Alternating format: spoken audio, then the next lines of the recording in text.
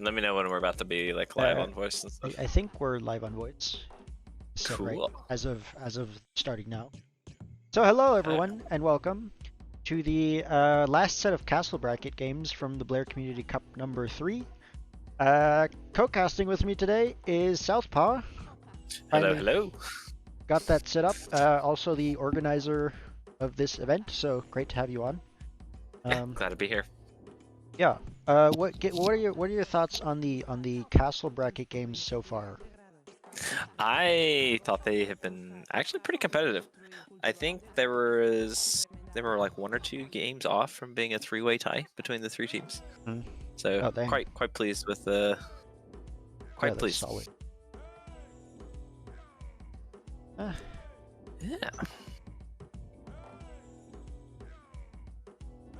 Let's see here. Get these colors. Okay, so we're doing VF first. Yep. Okay.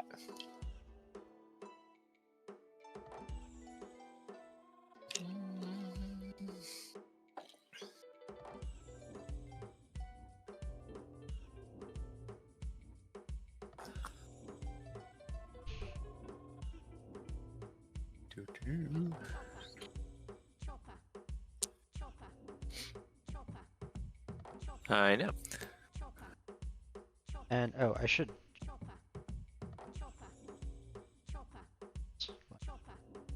Oh.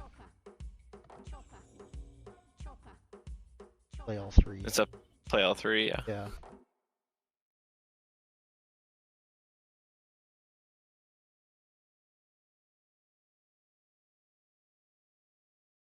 And which one was Age of Conquerors? I think is the Age of Conquerors would be one with Terrag and Burner and Parker Potts and Bismarcking. And then a Kings, Kinky, Stark, Sack, JD. Yes.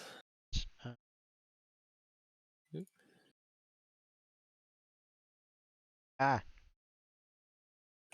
No, I had everything and then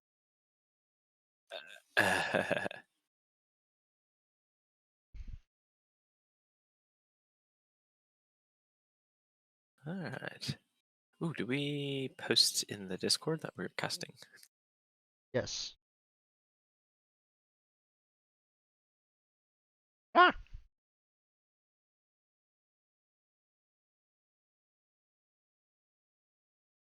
Discord. I think I just recruited a new player to our Discord today.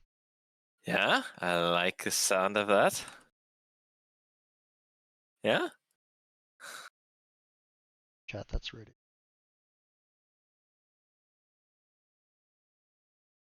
Ooh, let's go here. That's awesome. I'm hoping, yeah, I would like to start seeing if we can grow our community Discord a little bit more this year. It's a kind of a personal goal of mine. How many people do we have on Discord now? Well, there's a difference between like number and like active members. Yeah, So I sure. think like in the Discord itself, we're up to 80. We're almost at 100 members now. Okay. Although I will say that's the case of almost every Discord. I think where For sure. you know, you'll have for every 10 Discord users, have maybe 3 that are active. Yeah. So I think we average around like, I don't know, between 6 and 12 usually on our community game nights. Yeah, And I that's think it'd be solid. sweet if we hovered around like 12 to 18. Would be pretty sweet. Getting that So third lobby roll, eh? That's right. Cool. Well, I have everything set now, so I'm ready to start. I'm 3 seconds. So let me. I will go back to 3 seconds. Ah. Give me a second here. All right, I am at 3 seconds. All right. 3, 2, 1, Go. And we are off. Starting on Rage or what is this one? This is called Rage. That's, Yeah? I that's don't Black Forest. Black, but normal Black Forest doesn't have pawns.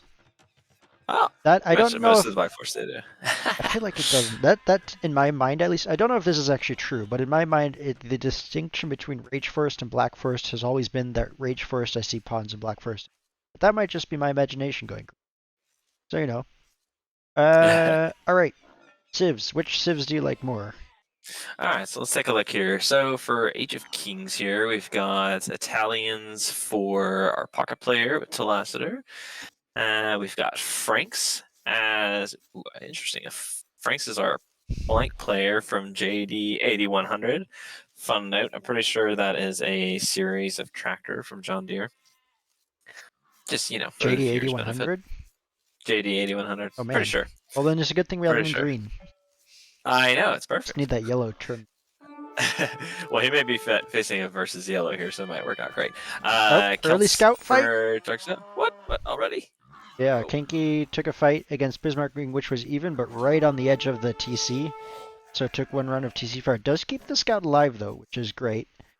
But is gonna have to pull back to Very scout. nice, very nice. All right, so we got Byzantines for Christmas mark here, and Celts as okay. And then so for Age of Kings, I really like Celt Pocket. I think that's a fantastic Black Forest Civ. Their siege is extremely strong, so if you can get into Siege Onager with maybe like Halberdiers in front, like that's a really great late game composition. And they have a really nice wood bonus, which is great. Franks can be pretty solid if you get to just full paladin play, as long as you've got good gold control. And really, honestly, if you pair it with Italians, they go maybe Genoese with Bombard Cannon. Really strong composition is what I'd Yeah, look for. I And think Byzantines are just all around really good. They're adaptable. They got good gunpowder. They have the answer to pretty much any unit. So, a very good flank civ in my opinion. I think on this yeah. map. Which interesting. They're up against the Teutons here from Bismarck. I think this is the exact same lineup that Kiki Christmas had to deal with last tournament on Black Forest. Oh, that's funny. So Oh, you know what? I bit, think you're right. bit of a repeat there for him. One of these days, like all he needs to figure out is how these says counter each other, and he'll win that every time because he gets it every time. But Teuton's also great. I think there's a lot of or there would be a huge potential for a standoff because both of these civs are so powerful defensively, right? With the Right. extra range of Teuton castles and the extra HP on Byzantine castles, and but they're so Just close to each other. they're extremely close. They're so close, Might and as the well same on just the other side. Like we haven't talked about the other civs yet, but I want to talk real quick about the spawn. The pockets. Franks have like no room to grow there. They need to wall off right in front and then kind of take the center area or back out towards T. Lassiter to expand his eco because he's in such a tight pocket. And the same goes for Parker hmm. Potts, who has two pawns, which is great, but no room But with them anywhere. being that close, like definitely needs to get that wall up to be able to utilize his pawns. Yeah, But Parker Potts is doing a great job of patrolling that wall segment. So yeah, kind of making sure that there's no forward fills come in. yeah. Though And the same on the other side, though. You have these two flank players like right up against the edge of the map, which sucks. Then like super they have space, but that space is right next to your enemy, right? You see the huge wall off mhm, coming here to close that off. But that means that like the front half that's a of what's your lot of work. space, yeah, and the front half of what your space would be to build your eco is going to be under constant threat from your opponent. So really tough flank spawns So I here. think probably what I would have done just to save time is to do a tiny little wall from like the wood to that forward gold pile, and a wall towards your TC, and then on the bottom side just another short tiny wall. So you're saving yourself a lot of time and all those early resources, and then just go pretty heavy feudal aggression Yeah. and to regain that map control so that maybe you eventually can lay down those forward walls when your economy can support it better. Coming back to Civs real quick though, we have Burner as the Yes. Franks as well. So we've already talked about those. I think I think I I slightly like do. having them in pocket over having them on Yes, flank. that was exactly what I was going to say. I think Franks are a much better pocket civ in my opinion because you want to get to their power unit, right? You want to get to that paladin, but paladin are not cheap. They're expensive. And even knights, And, you want to get to castle age ideally. I mean, yeah, you can. Frank scouts are great, but it's that food investment that delays your uptime. And so if you want to get somewhere quick and get out your powerful units, which are knights and the paladins, you want to have a safe spot to. right. And I mean, I guess you can make the same case for the Teutons. However, they're kind of playing three pretty big power civs. So Teutons, though, do have the ability to do towers with extra garrison space. So instead of just 5 garrison spaces with their towers, they can garrison 10 villagers or units, which makes them fairly strong. So if they can deal with that early pressure a little bit better defensively than the Franks can. And moving on to the Persians. So I have really enjoyed playing the Persians lately. Hmm. They are quite fun. They recently had the paladin replaced with a unit called the Savar, which basically has a little less HP but attacks faster and has bonus damage versus archers. And it's a pretty sweet looking unit. I hope we get there. Hmm. However, their TCs work faster, and so you can kind of get those villagers pumped out really fast. And maybe we'll see war elephants. Would That be would be pretty sweet. cool. Yep. Which do So elephants get countered by Genoese? they do, but not I as mean, hard counter as yeah, like I think Cavalier, honestly, yeah, because you're Hounds will be talking worse for about the elephants, right? because what's a fully upgraded war elephant HP? It's like 450, I I think, or don't something know. like that. It's a lot. It's a lot. It's a lot. So it takes a whole lot of arrows to bring one of those bad boys down. And then we've got Huns on the flank. Can play pretty aggressive play. I think if you can either go scouts into knights, you can play archers into like cav archers or crossbowmen. Mhm. Either one works fairly well. Depends on how Parker Pot wants to play it. Nice thing with them, they don't have to build houses. Though in some ways it actually hurts them on Black Forest because you tend to want a house wall behind your Yeah. palisades. Well, we already had But one game where I think a Goths player palisade walled, and then I was like, I'd like to see stone walls. And later, I think it was Alpha Grep messaged me. He was like, Goths don't get stone walls, and I was like, oh yeah, that's a bummer. Forgot do you about know what that. the other civ that doesn't get stone walls is? Is there another one? There is another one. Oh dang, I don't know. Mm. So they can build a second TC in feudal age. Oh, not Cumins, Humans, that's Khmer. correct. Yeah, Cumins. Sorry. Apparently, Oh, I am sounding echoey like a robot voice. give me. I have noticed that has happened a couple times Yeah, on you know what your that is? It's streams. because I have desktop audio and Discord running, and I think it's running you across both in one tiny bit Ooh, of delay. Turn it off now. I Should be am good. a robot. Oh, okay. Yeah, it's just that's just how he sounds, guys. I can't do anything about that. Tell him to stop talking like that, I guess. I am a robot. No. All right, so we got some forward ranges from the Italians player. Yep. So Talasser coming down, putting some feudal pressure potentially. He's just kind of chilling. He's got what, 3, 4 archers. Yeah, he's Curious how many he's building. gonna Got more wait queue. for. Oh my word! Holy great wall of houses. I mean, he is gonna. Tarag. Yeah, that's. I was gonna say. On one hand, I really like this wall of houses, right? It's providing an additional layer of protection that's kind of closed off against the front. On the other hand, that's a huge wood investment. It Also, is. on the other hand, you are not going to be accidentally housed for quite some time. So, That's pros and true. cons. Which is a problem I've been having lately. So, you know. Yeah. Now, I do like from Age of Conquerors in particular that they've walled off, right? We don't have any walls up from anyone in Age of Hmm. Kings, and that means they're susceptible to aggression. On the other hand, like you said, T. Lassiter is taking the initiative here and the first player to start building military, although we have a couple of archers out from Bismarcking as well. So we may see some See, pressure.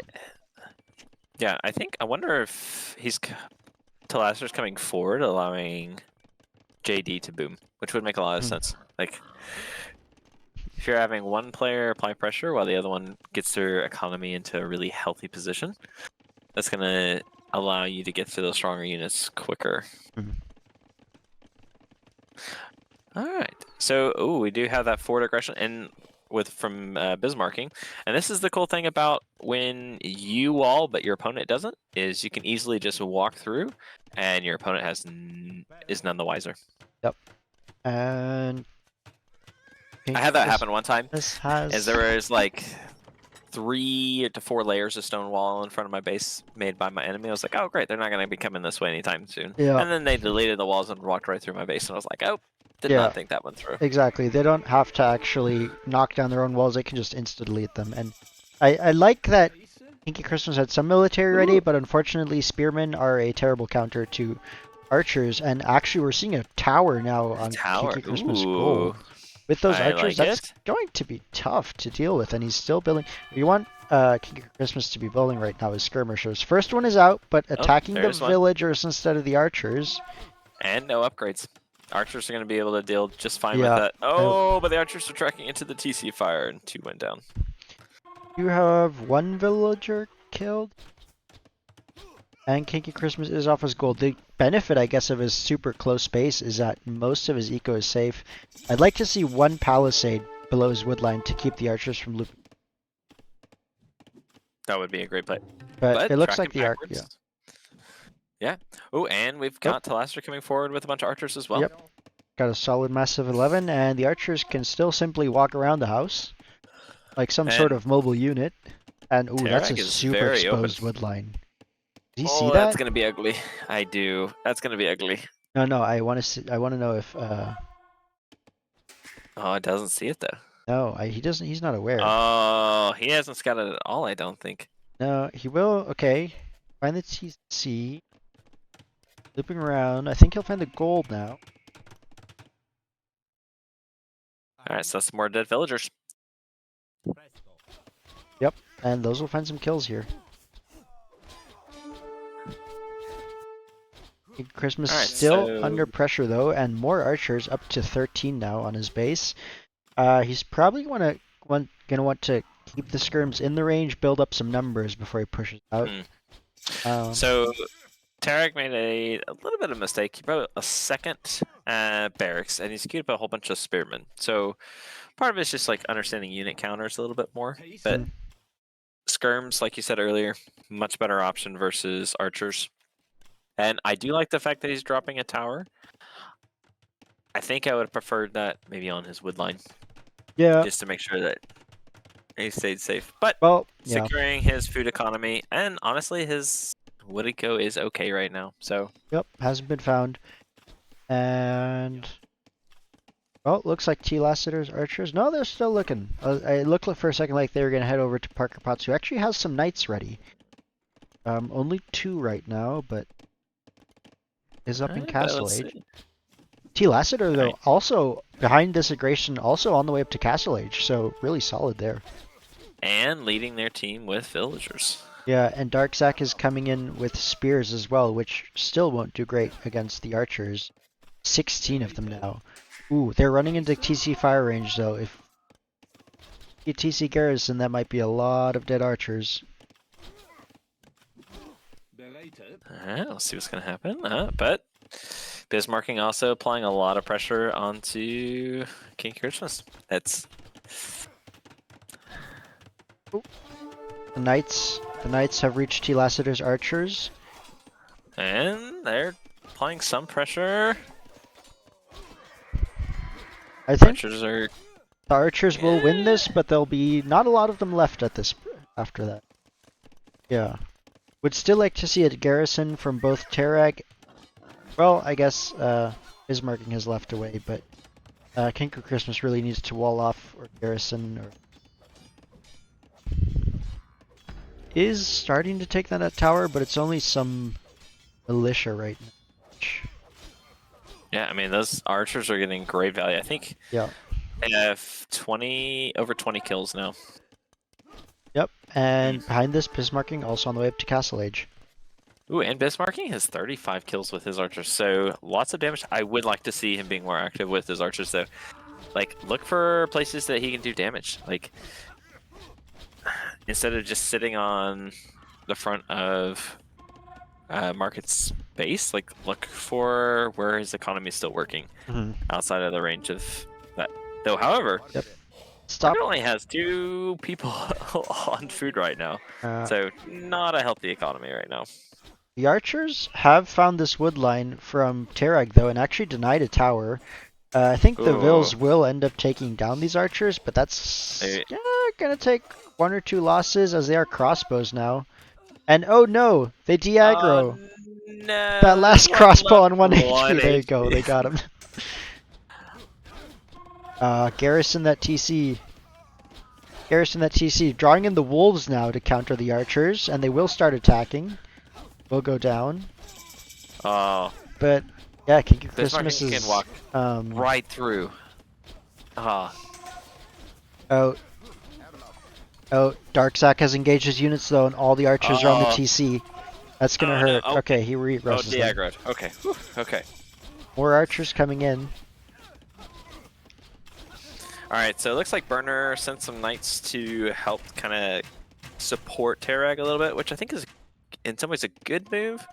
Though, can you imagine if there was like 5 knights forward with Bismarcking right now? That'd be crazy. Although then the spears might actually find some value.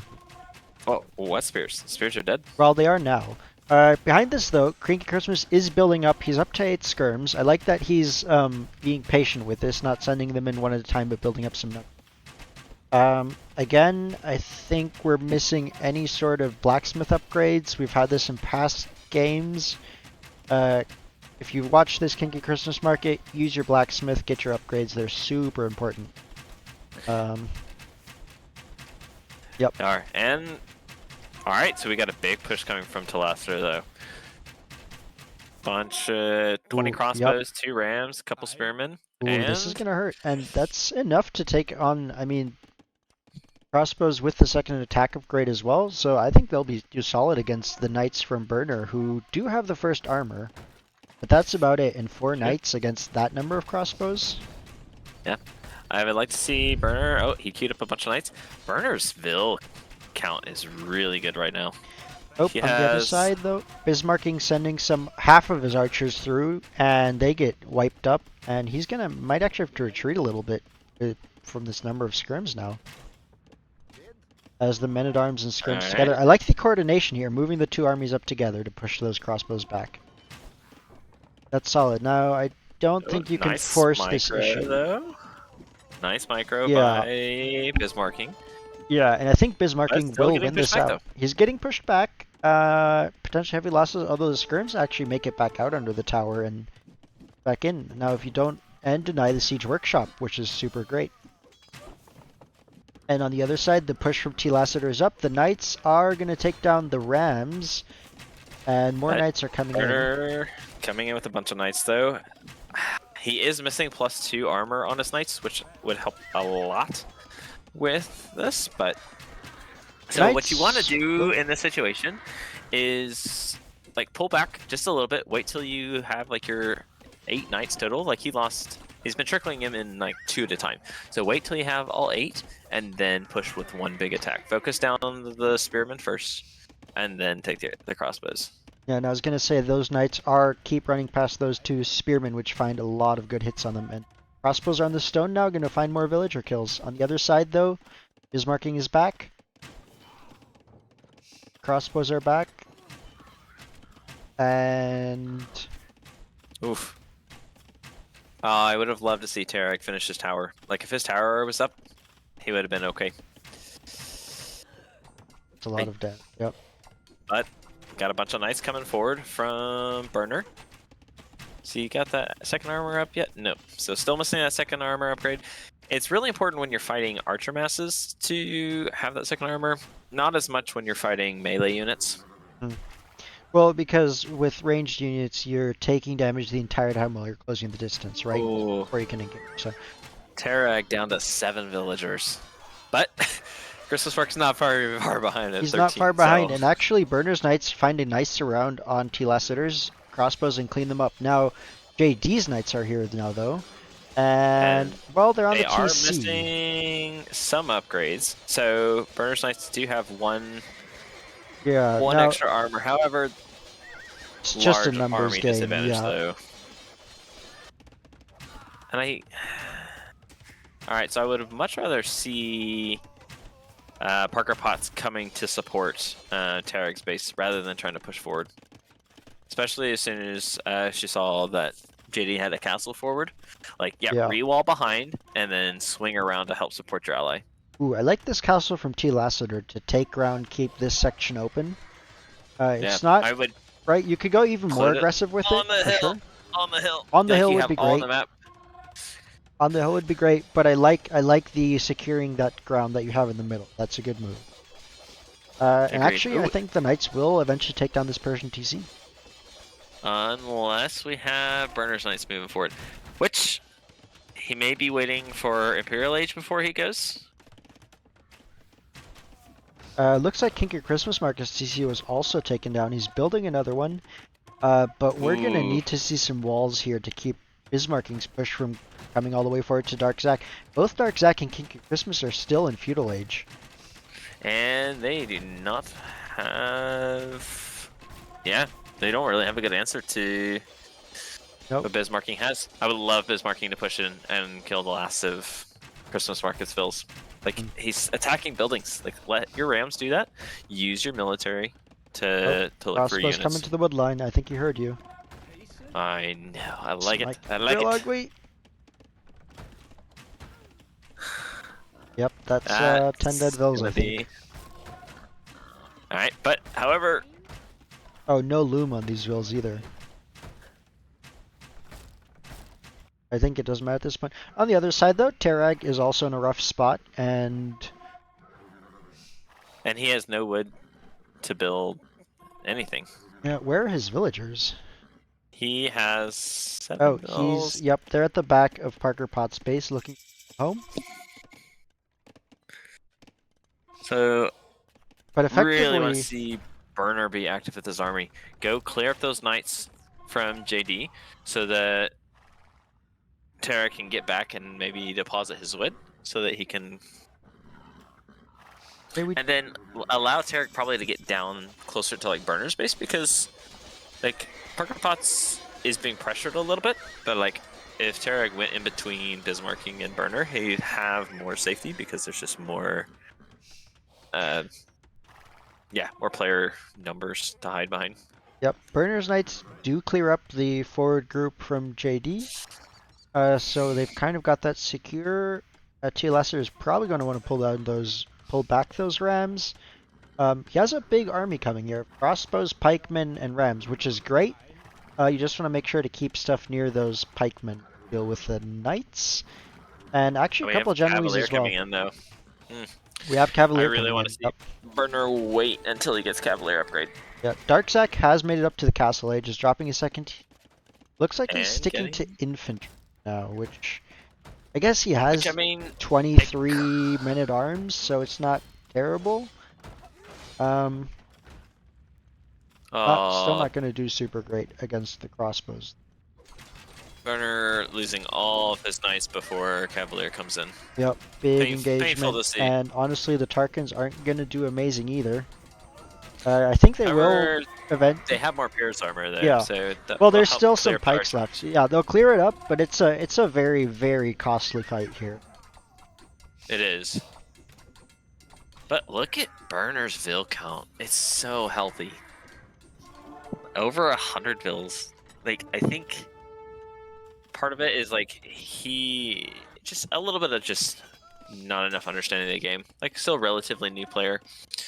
Has good fundamentals, I think. It's just learning to use like the position that he's in.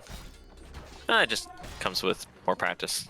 All right, so we got a counter raid by Darkzack into Bismarcking space. So pushed him back for now. So the infantry did okay. They did, but they all ran under the castle, and that just knocked them all out. That's his army. All right, so Imperial Age coming in for Bismarcking. as well as Telester and JD. So Parker Potts has the has the resources for it. Sell a little bit of wood, should be able to click up. I don't like the commitment to Tarkans. I think you switch into Cav Archers and use your range to help support Burner's Knight play. Yep. Yeah, if you get to a point where you're, need to take down a bunch of buildings, you can always go back to Tarkans, but in the current engagements, they're not doing much. At the same time, though, I'd like to see JD or T. Lassiter thinking about dropping a castle maybe to support the other flank, which is having a really rough time. I guess they are holding for now, so that maybe it's better to focus on pushing through. Okay. I think you can make an I would argument either way. love to see Bismarcking build like 7 Teutonic Knights. He is Teutons. He is playing crossbow, but if he builds like 7 Teutonic Knights, he could totally take a fight with these longswords. Against 27 Teutonic longswords? Teutonic Knights have so much melee armor. They're so true. strong versus melee units. And they have a lot of HP. So a longsword has 60 HP. I think like a base Teutonic Knight has 100? Or something close to that? I honestly... Yeah. Alright, anyhow, so we've got both JD and Telester both reached Imperial Age, so getting a nice strong position in the middle. I expect they're gonna be probably waiting for upgrades before making a big push. Axe. I think Burner's switching into throwing axemen. Ooh, exciting. I don't know that I love it, but I love seeing that unit. It's like like game making decision questionable, but like entertainment value huge. So I'll allow it. Also, hey Maz, yeah. Last set of games from this bracket of the tournament. How's it going?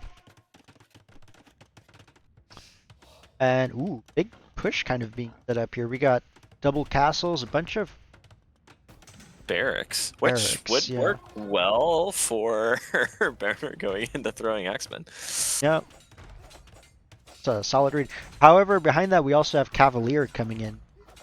So which makes a lot more sense. Still being seen cavalry. Marauders, Parker Potts.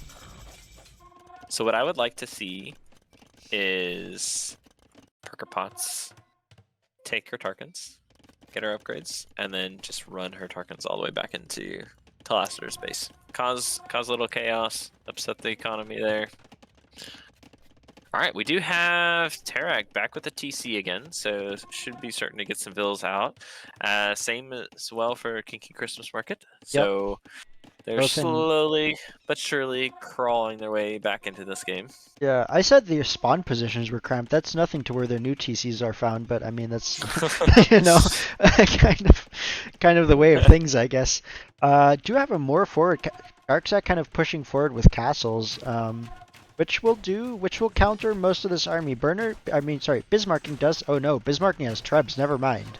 I was gonna say he only has some Rams, but no, he's got some Trebs behind here. So. Oh, but he's about to lose that castle. Oh, it's denied. Oh, and yeah. Oh, and he lost the resources for it.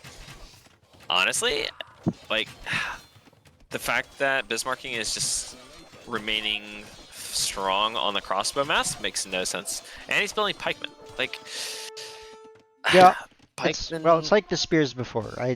It's an infantry civ, but in this case, it's not gonna do anything for you. Like, both the units you're fighting against have bonuses versus pikemen. Like, skirms have a bonus attack versus pikemen, as well as the militia line. So, not the best fight. And on the other side, we've got Parker Potts taking an engagement versus Telester's army here. Tarkans, especially Castle Age Tarkans, not trading super well. Well, especially that Genoese, and it doesn't help that there's two castles firing as well. That's true. Oh, they are elite Tarkans, so they are more upgraded than that. However, Paladin coming in, this should be a really good engagement for Burner. Cleaning up the entire army mass of Telester. I would love to see those traps coming forward that he has by his two castles and start trying to push that position. Yep. Ooh, got cap rams from the Italians. Looking a bit of a siege push, but yeah, are gonna have to find an answer to this paladin mass. And I hear trebs somewhere. Ah, there you go. Parker Potts has some trebs working away on JD's castle while he has some. Oh no, just a treb v treb war. Ooh. They're not even hitting the castles. They're just killing each other. Treb goes down. Oh, but JD, well, attacking the gate, but then deciding not to. Oh. And loses his. And actually, Okay. I think these trebs have range to take down that castle from. All right, so massive walls coming down from Burner, so they're trying to secure a little bit more map control. I kind of like it. What is Parker Potts doing with his trips? Just holding them just for chilling. now. All Holding right, on. we've got Woad Raiders sprinkled in from Darksack. I like it. They'll trade a little bit better versus those crossbows. We might see another castle denied here from Bismarcking. That's a lot of I Road think Raiders. so. Yep, that's denied, and I think he'll lose it. That's 2 vills is not enough. well, that's 18 units working away. That castle's losing health so fast. I think that's denied, and Darksack keeps pushing forward with castles of his own. All right, Where Darksack having are a really nice push. Yep. I want to see Bismarcking start using those trebs. Although All right, so now another that's a lot of skirms and his engagement. ass is Another gone. huge engagement with Burner as well. Tried to push forward, but Talaster just has too many Genoese. So Yep, Burner pulling and back. JD in front of him with the pikes will add another level of suasion. And actually, I don't think these walls from Burner will go up. The bombard cannon's already working away on the gate, which is the only standing part so far. Like, no, thank you, not here. It's like, no. I like the fact that Burner is taking Tarek's gold. It's like Tarek is nowhere near being able to use it, so might as well donate to the player that has the highest vill count in your team. But big massive really, Tarkins. yeah. I want to see. I feel like we've been seeing Parker Potts and Burner alternating when they send in their armies. I really want to see them coordinate and send them in together. Right? It's just always going to be a better engagement that way. I agree. Oh, kind of looks like they might be doing it. Yep, and Yaxman will do bit just fine against the Genoese. I do like it. This is a great engagement. Ooh, the bombard cannon support is actually quite nice. And I like, T-Lassiter pulling back, getting that double castle fire, and the pikes from Fadier coming forward, who's also coordinating. But those throwing X-Men should do just fine. If they actually fight, they're just walking. They do. I think each army is kind of jockeying for position, and in the mess, Parker Potts will lose most of her army to the Halbs. I don't like the fact that she took the fight underneath both castle fires. I think that was the downside. Like, they had, I think, the better unit composition between the two. They just decided to take kind of a bad engagement, and the score is getting closer and closer. It is, and it's, 20 minutes left in game. Rebs are working away on the castle, however, they are well within range of the bombard cannons, which are, already reassigned. Take those down really quickly. I would like to see maybe the trebs used to snipe the bombard cannons instead. Although that castle does use a lot of HP. That was pretty close to going down. Yeah, Age of Kings takes the score lead. Genoese against the Paladin now. And the Paladin will do damage at close range, but all the Paladin will also go down. And I think that's a trade that heavily favors T-Lassiter. Actually keeps much more of his army alive than I thought he would. I mean, he had, what, how many bombard cannons behind that firing? Oh, that's true, he did have the bombards. Thinking of that. Treb War on the other side happening, and Darksack actually loses a Treb, so his push will be stalled out with 2 Trebs working away on his castles. He's adding more Trebs behind, though, and he has a lot of Wood Raiders. He can just dive on these. Yeah, Bismarcking has no army. Yeah. That's the thing, like, Bismarcking was in such a great position, except he spent so much time just attacking buildings that had no value. Is if he had taken his expo mass and pushed in towards Darksack, this game would have been over. Yep. Push happening on the other side as well. Now the bombard cannons are coming forward as well as the Rams taking down these castles, and honestly, Burner doesn't have much army left. Age of Conquerors. I mean, he has a 40 army, but he's building light cav, and he's got a mix of army though. He's got 12 Halbs, he's got 24 Axemen, he's got 11 light cav, and you know, they'll take down some of the siege, but you've got a mass of Genoese there. You've got a mass of Halbs behind. Yeah, the Genoese are just kind of shredding. It was a good unit choice from Talaster. Yeah, for sure. You're playing against 4 Cavsivs. Yeah, absolutely. They'll do Yeah. just fine. Um, Oh, looks like there's some Teutonic Knights from there are, but he has Bismarcking, lost but most of his castles, so we won't be seeing more of those. and doesn't have all the upgrades on him. Yeah, they're But all things considered, they're training decently. raiding quite Yeah, well. elite Woad Raider And is this is coming what in I though. was saying earlier, though. Like, Yeah, just a couple Teutonic Knights would have stopped so much of this army. Yeah, that fight was what yeah, those Teutonic Knights killed 15 units and lost 4. Like, pretty that's good. solid, yeah. Good odds there. Oh, JD's group of Paladin might get overwhelmed by these Tarkans though, which could run into the wide open eco and cause a lot of damage if Parker Potts is paying attention to this. He does have another massive Paladin. He's kind of massing up. He's got 20 now. He is, Just, but if you split up all these Tarkans, just send them all over the ecos from T. Lassiter and JD, and yeah, the Paladin will clear them up, but it's gonna take so much time and effort to yeah. get them And all. Bismarcking is running to rebuild in the middle of a massive push by Telester at Yep, JD. that's not a great Feels location. bad. Feels bad. Yeah, Bismarcking is dead. Like, Burner is the only one that has a healthy Vil pop. I mean, Parker Potts is actually in a solid position, but is out of gold. Yeah.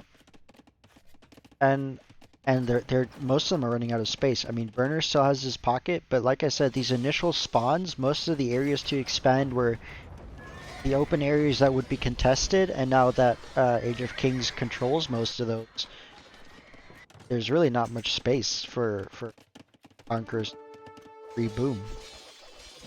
I don't think they'll get the chance anyway, but even if they could, difficult to do with the amount of space they just don't have. I think so. Wow, what a game. This has actually been a really close game. Yep. Like, I think if Bismarcking was just a little bit more aggressive with his army, and this is pretty common at this level, is you tend to try to take out buildings with your military, and instead of looking for economy to kill. And so, like, in the situation where he knew he killed Christmas Market, he should have gone for blue. Now, Darksack did have a fair amount of infantry, and it did take a lot of micro from Bismarcking to do it. But at the same time, like, he needed to push out, I think, a little bit sooner, and could have completely stalled out Darksack's push. That's a lot of Paladin though. 50 Paladin. That is a lot of Paladin. On their way, and they're gonna run into 40 Genoese though, and there's 40 Halbs not far behind, so they'll do damage, but I don't think it should clear it up, but it's they'll clear it up. But at what cost? the Halbs are, I think, is what's gonna Yeah. wreck them. Well, yeah.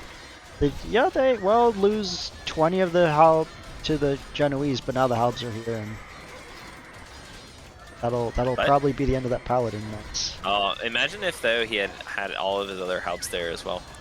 Like, Would've been that was a insane. really decisive fight. Like, he Actually, yeah, and the Paladins won that take out fight. both of those Yeah, our armies. Frank Paladins, man. Yep. Like, Frank Paladins are so strong. It's a lot of HP on them, and they'll take out the Trebs as well, which will keep his castle alive for the time being.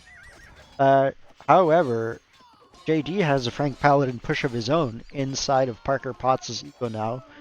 Has taken out, I think, 2 TCs already. 1 left, but Parker Potts is down to 24 villagers as well. Yeah, this is... Terag has more villagers than Parker Potts and Bismarcking. Yeah, I mean, below 200 villagers versus over 300, and the army counts of 107 against 49. I think this is just about over as a Paladin set up to take down the last TC from Parker Potts, who is building another one in the back, but that's only going to stay alive so long against that many Paladin. Okay. Let's recap this a little bit. Like, what could have, like, small changes could have changed this entire game. So, Terag, if he finished his tower, on the wood line before Telastra came back the second time. That first Yep. attack, yeah, like Or even simpler than that, that huge house wall that you had, finish that last little bit. Put a palisade or a yeah, gate to that last little bit, and that's another huge loop that the archers have to do yeah. before they can do anything. Archers aren't going to go through a house wall very easily. Yep. Yeah, and then like honestly, that would have allowed Burner to push with Bismarcking. Imagine Burner's like 15 knights with Bismarcking's crossbows. Yep. That would have been devastating. Yeah. Ah, very close game. I know towards the end it kind of got out of hand a little bit, but like for 80% of that game, neck and neck. Yep, the potential is definitely there for both sides to win this, right? It was just some of those good decisions that Age of Kings made, and some misplays maybe by Age of Yeah, Conquerors, which unfortunately cost them the game. yeah, but like well played. Like,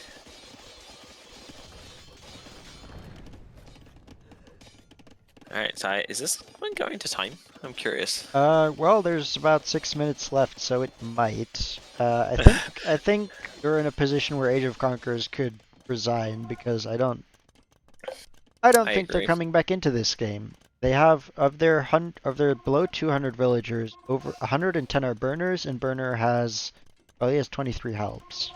Ah, his economy is so healthy. I know It the is, but feeling of like it's like I have you untouched can't do anything economy. with it. He does have a lot of he has a lot of wood. Eh, he does have a He has a 5k healthy food. he has a healthy count of food, but that can melt pretty quick. Mm. I love his wood line. Like, look at that. Whew. Those villas are getting some exercise, man. Look at him go. All right, so it looks like JD did find all those back TCs. Yep, going down one by one. I want to see a TC kill count on this massive paladin. I think this is something like 5 or 6. Ooh, little stone wall here though from Terag. Sneaky, sneaky, and there is gold. I don't know. Comeback happening. Vote here, folks. Oh boy, Parker Potts is down to one villager, and it is running right under that TC, and it is dead. That And it is dead. Yeah, but has 5 fishing ships. true, but those can't build Yeah. buildings. And we have the Celt army here now pressuring Oh Burner boy, from the and backside. that is what, 7 trebs, 8 trebs. That is a healthy number of trebs right there. That's a very dead castle, and 2 more trebs, 4 more trebs from the other side. Oh boy, that is not what you want to see when you have a castle between those. And there's the GG. What a game. I think What I'm a game. slightly behind you, I guess. Terag is still in the Oh, game, but the okay. other 3 have resigned. Gonna say, well, it is a minute 13, so or an hour 13. There you go. 135 paladin. That's a solid amount. What a game. Mm. Great KD from Telaciter. Yeah, yeah. I mean, I think the one change I would have made for him is flip flip your position from pocket to flank. 100%. That Saved a was lot of walk time. you're right. You were playing flank anyway, and that's just gonna save you that initial walking time for build, right? Yep. But that's so much resources. Fantastic. And yep, that's game number 1.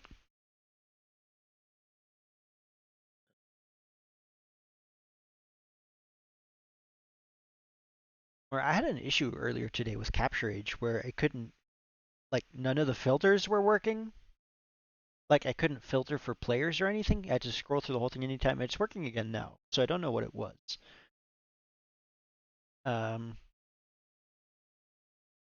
but I do have the games.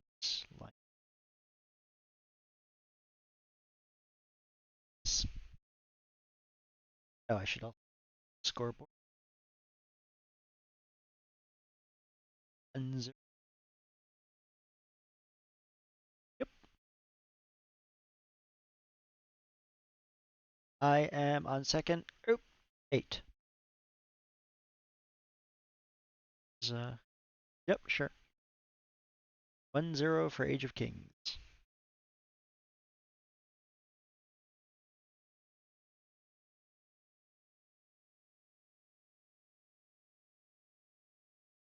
Got some solid civs here.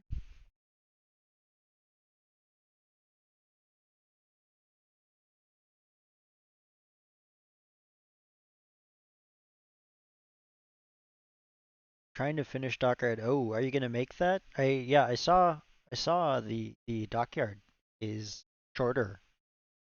Classic wargaming shenanigans. Let's do grind missions itself.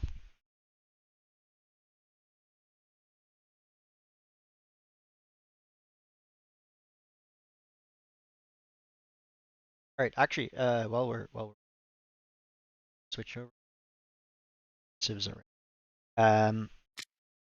So I am back. never mind. Okay, I was just about to start talking about the civs. So, Ah, well, go ahead.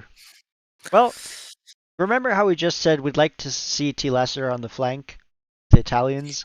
He is on the flank now, but with Mongols, who I'd actually like to see in pocket. So, unfortunate. But yeah, I like Mongols as a pick, right? Especially on Arenaception. Even on flank, you have decent potential to boom up if you throw down some walls or something, or a defensive castle. And Mongols, if you can get that boom going and get to Mangadai, they're just insane unit. Good against pretty much everything. And Mongol Siege is also solid. They have, what's it called? Drill? Yeah, Drill. The fast siege, Ah, which is yes, yes. really, really Very, nice. It's very. one of the picks. Onagers or Ram push going. Teutons from JD, also a solid pick for Arenaception in pocket. And actually, we can game rolling here. Time. All right, I'm ready. Okay, 2, 1, go. Since on Arenaception, it's likely some action. Um, Yeah, Teutons. Like we said before, strong, really strong civilization, powerful defensive with castles with extra range, and also we talked about this last game. If you can get a boom going with them, which is particularly nice with the cheaper farms that cost less wood, makes it easier to do, and have incredibly powerful cavalry. The paladin. They are missing not squires. What is their speed upgrade called? Say that again. The What the did you say? cavalry upgrade that increases Oh, 10%. husbandry. Husbandry. Husbandry. Teutons don't have that. However, they have a ton of extra melee armor in exchange, so they're slow but powerful Yeah, they get unit that they have. +1 melee armor in Castle Age, and then another one in Imperial Age. Yeah, which is great. Vikings, yeah, really strong eco. So we can see potentially, have getting handcart and Wheelbarrow for free. wheelbarrow for free is a lot of resources that you save and a lot of instant bonuses to efficiency. Really solid. Uh, Good question, Clef Spear. Yes. They are, because they just ignore that extra armor that so yeah, that's definitely a matchup that favors the Lithuanians. Um but yeah, I'm Yeah, curious to see what unit are I think there's a yeah. chance we'll see Berserks. That's what I Um would suspect to see. Berserks do have, excuse me, they do have bonus damage versus cavalry, hmm, so they are fairly strong, but slightly less of a power unit than you would expect to see, like yeah. And paladin or something like that. I don't remember what the stable of the Vikings look offhand, but I do know their arbs are they have solid arbs, but they are missing thumb ring, which hurts. They are. They do have a new Um upgrade that allows them to have an extra attack, I believe, like one extra attack. So it's basically like a second chemistry. yeah. But they are missing thumb ring, which does hurt them a little bit because they don't fire as fast, and their extra is just a little bit lower because of it. So we'll see. And then Kinker Christmas as last player as the Spanish. I really like this choice. I've mentioned it before in past matchups. Spanish on the flank with a fast castle. Um, Villagers that build the castles faster can easily drop a castle on your opponent. Cogs are incredible power unit in low numbers, especially one of the best unique units to have because they're so mobile and so powerful. So that's a choice I really like. And actually, they're facing off against the Spanish. So we're see a little bit of Ooh, a a Spanish Spanish civil man. war. Um, I like it. see who wins out on that one. My money's on the Spanish. See how it. That's questionable, but we'll have to see how it plays out. Yeah. Yeah, so we have Spanish from Bismarcking. So I think curious to see if they both decide to go into Castle and Conquistadors. The Spanish can play Paladin as well, so it's another strong option. However, Spanish also have faster working trade. So if we end up seeing trade in this game, your gold income for your entire team is much faster Yep. from that route. Although with both players having Spanish, that's effectively going to cancel out. That is true. That is true. So it just means more gold for everyone. Yep. Okay. Which All right, and means then better, cooler units at least. I hope so. All right, and then Parker Potts playing the Vietnamese. I really like the Vietnamese. They're a pretty cool civ. Their unique unit is an archer unit, has extra pierce armor, so they trade very well versus archers. The way I think of them is they're like a ranged Huskarl. I think they have like 8 or 9 pierce armor. Ranged. Yeah, they just have so much Yeah, pierce yeah, armor. fair. I had to think about that in my head for a second, but It's not the that's reasonable. best analogy. It's reasonable. It's Well, not the best yeah, analogy. it's just confusing, thinking across what Civ has a Huskarl and what does it do, and now give it a bow, and then what does it do?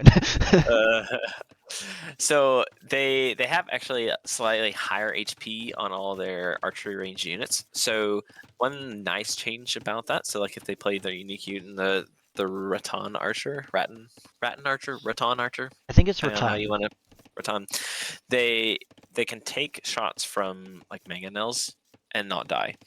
At least with I think mangonels. I don't know about onagers. So they're just a little bit tankier, which is really nice. They have their upgrades, their economic upgrades cost no wood, so they're saving wood via that account.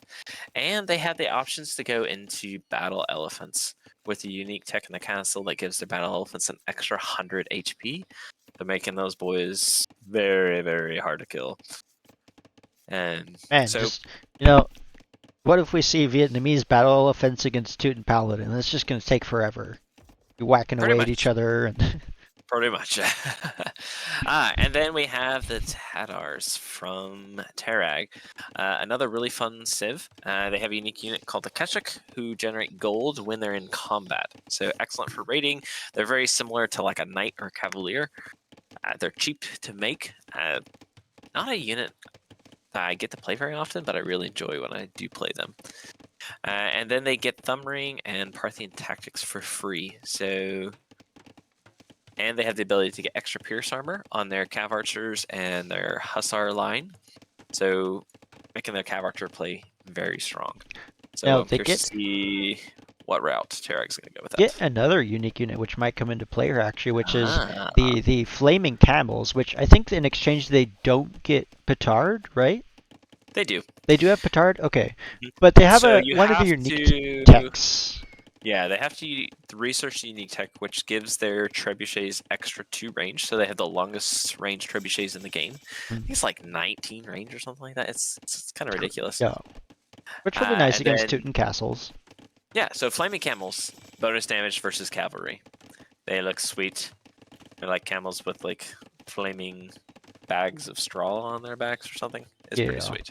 which So user warning, keep a safe distance. These things explode on impact, so they are single use. But but they do insane damage against cavalry units, and also really solid counter to elephants. Which, to be fair, Age of Kings doesn't have elephants. The Vietnamese are on the same team. I thought you were gonna say like user error.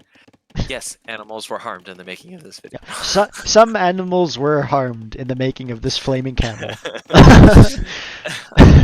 Those Poor animals. Poor. All right, and last but not least, we have Burner as the Britons. The undisputed, probably the best archer civ in the game. They get an extra range on their archery range, so they're archers in Castle Age and in Imperial Age, giving them by far the longest range archers, so they can out micro any other unit if played well. And they have the longbowmen, which have additional range, and they Oh. look sweet. And So, then there's the human unique upgrades, which gives them range. they do not have thumb ring, however, so they Yep. don't fire faster, and their accuracy is a little lower. Once again, similar to Vikings, except the extra range is just so strong. Yeah. And I believe their archery ranges work faster, so they can get their units out quicker. Yes, although that was, I mean, it's still faster. It was nerfed by a few percentage points. Yeah. In a So patch a while looking ago. at the civs from each team, which civs do you prefer? Like, which team would you prefer to be on?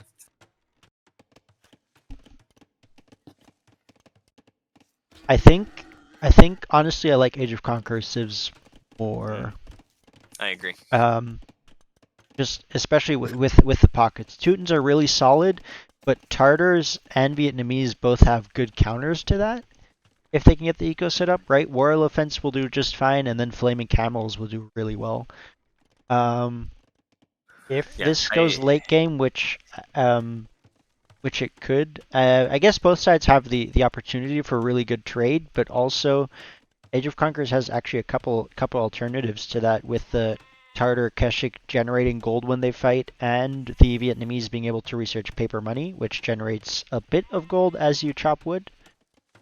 And also, I'm not a huge fan of Vikings in this matchup. I think they're going to struggle. I think Vikings with any is the power one that unit. goes well. Yeah, because Mongols are fantastic if they can. Yeah, I think if they had another maybe like strong, I don't know if necessarily archer civ necessarily, but I just think Vikings late game is not the strongest. I think something with better siege. Slavs. If you could add Drazina Halbs and siege. That is true. I think that would. I think Slavs would be a solid. Spanish. Oh, I think that would complement Spanish quite well. Yeah. All right, so Eco 114 to 114. Yep. Army count similar. Very even game. Yeah, looking really good. Talaster slightly ahead of villagers, and then the rest of the players, but relatively comparable. Part of it, I believe, is because Burner's on his way up to Castle Age. Yep. So, yeah. Some scouting from both sides. I like the scouting from Age of Kings more though. They've scouted pretty much the entire middle. And got a little information around the outside, which is nice to have. But having the middle, I mean, I don't know if either team is really going to focus on relics much. We've seen that in some matches, but not others in the past. But middle control ultimately will become important. So getting some info on that early is great. So I haven't determined what the best route is on this map. I do think middle control is important. I think also just securing corners to secure a good trade route is also really important. Yes, and to that end, I think walling off. Diagonal spawn is always more difficult for trade. Oh, so much more difficult. And so looking at this map, I think a lot of it depends on resource positions. So each spawning town has additional resources outside their wall, and a lot of times they're clumped together. And so something that my team did is when we practiced this, we looked where is the most extra resources at? Is it on the outside or the inside? And if it's on the outside, we're going to push through the outside so that we're going to deny our enemy access to those resources. Or if it's on the inside, we're going to push through the inside. And so I think that's something doubtful was considered during this match, but something that I think just as an extra strategy element that's definitely worth thinking about. Maybe. I think that might almost be overthinking it a bit. I think it definitely can help if you can deny those resources, but to shift your entire focus there just for that. I mean, just think about it. So This is actually an interesting one. But however, so let's say, let's see here. All right, so between Bismarcking and Christmas Market. So Christmas Market has all of his golds forward, right? Mm. And so let's say Bismarcking gets a castle on that first gate, denying most of the gold, and then puts his conk pressure on the other gold. Like, Christmas Market is going to run out of gold eventually because he only has that one Yes. back gold. So like you're not going to win right off the bat. It's more of a long-term positioning of like, okay, when gold access is becoming low, am I in a position where I can take it for longer than my enemy? Especially if trade is difficult to set up. Like it probably will be in That's this map. fair. Yeah. It's something that you'll see like on the pro level that they do a lot is their map Well, positioning is all but I about resources. feel like it's almost like in this. I think I prioritize. I'd look at maybe pushing inside or outside, but I think I'd focus on holding this top and bottom corner. Because if you do that, essentially you don't fully cut off trade, but you make it so difficult just by taking the top and bottom corner. You give one of those up, and they've got one whole line along which to do trade. And then having these golds in the center is nice, but ultimately not gonna do as much. I think as because if you cut the corners, you force them to have a super short trade route or a super weird one that kind of goes Right. around a corner. But the thing is, sometimes it's hard to get trade up earlier. Mm-hmm. So, and you rely on those extra resources before trade becomes a factor. But it's the classic answer in this game. It just really depends. Well, fair enough. I think we can agree on that. As we do have actually super defensive walls coming from T. Lassiter. He'll give up And that top corner, and I think that makes sense. I think as the Mongols against the Britons, you're going to have to give a bit of ground early. Mongols are going to be stronger late, and Britons are going to be strong early with their archers. and late, but yes. Well, But also Mongols late, have but the I think ability to get siege archer though. yeah, I think late Mongols scale better than early against Britons. I agree. I agree. Britons are much stronger earlier than Mongols. Now, I do like what I'm seeing from Age of Conquerors. We have more TCs dropped for them, so their economy is going to be slowly but surely crawling ahead. And on maps that have stone walls, I don't like feudal army being built. So if you look at like Talaster, he's got some spearmen and skirms. They're not going to be doing any damage for a long time. So that is what, curious, 8 skirms, 4. So like that's quite a few resources that you could have invested into farms and more villagers. Mm. So like use the wood from those units to build an extra TC. Mm. So Yep. I mean, you can already see the build fair. difference here. Yep. You got like Burner here at 64, 65 vills, and Talaster, who's in second of his team, or in first place of his team, is only at 51. So 15 vil difference Yep. already. We do have more TCs coming down now, so glad that they are All right. adding those. I like this little TC from Bismarcking in the south.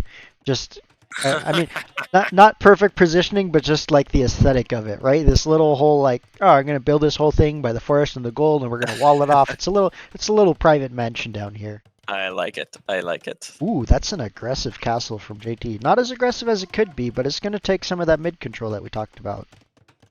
Not Do denying like it. resources yet, but I would have probably preferred it a little bit closer. Kind of controlling maybe yeah. that forward stone. Yeah, it could definitely go forward, but this way it's still it's building a position, right? And especially for Teutons, it's valuable to have a forward position Yes. built because of their slow units. If you can cut down on their travel time, that's gonna help you a lot. So not perfect, but a solid choice still to be Yeah, going forward with definitely. castle. Kind of securing a little bit of positioning to make sure there's not too much pressure on Talassiter. Yep. All right, so it looks like we've got potentially an army push coming from Talaster on the backside. So he kind of shifted his army from the front of his base to the back.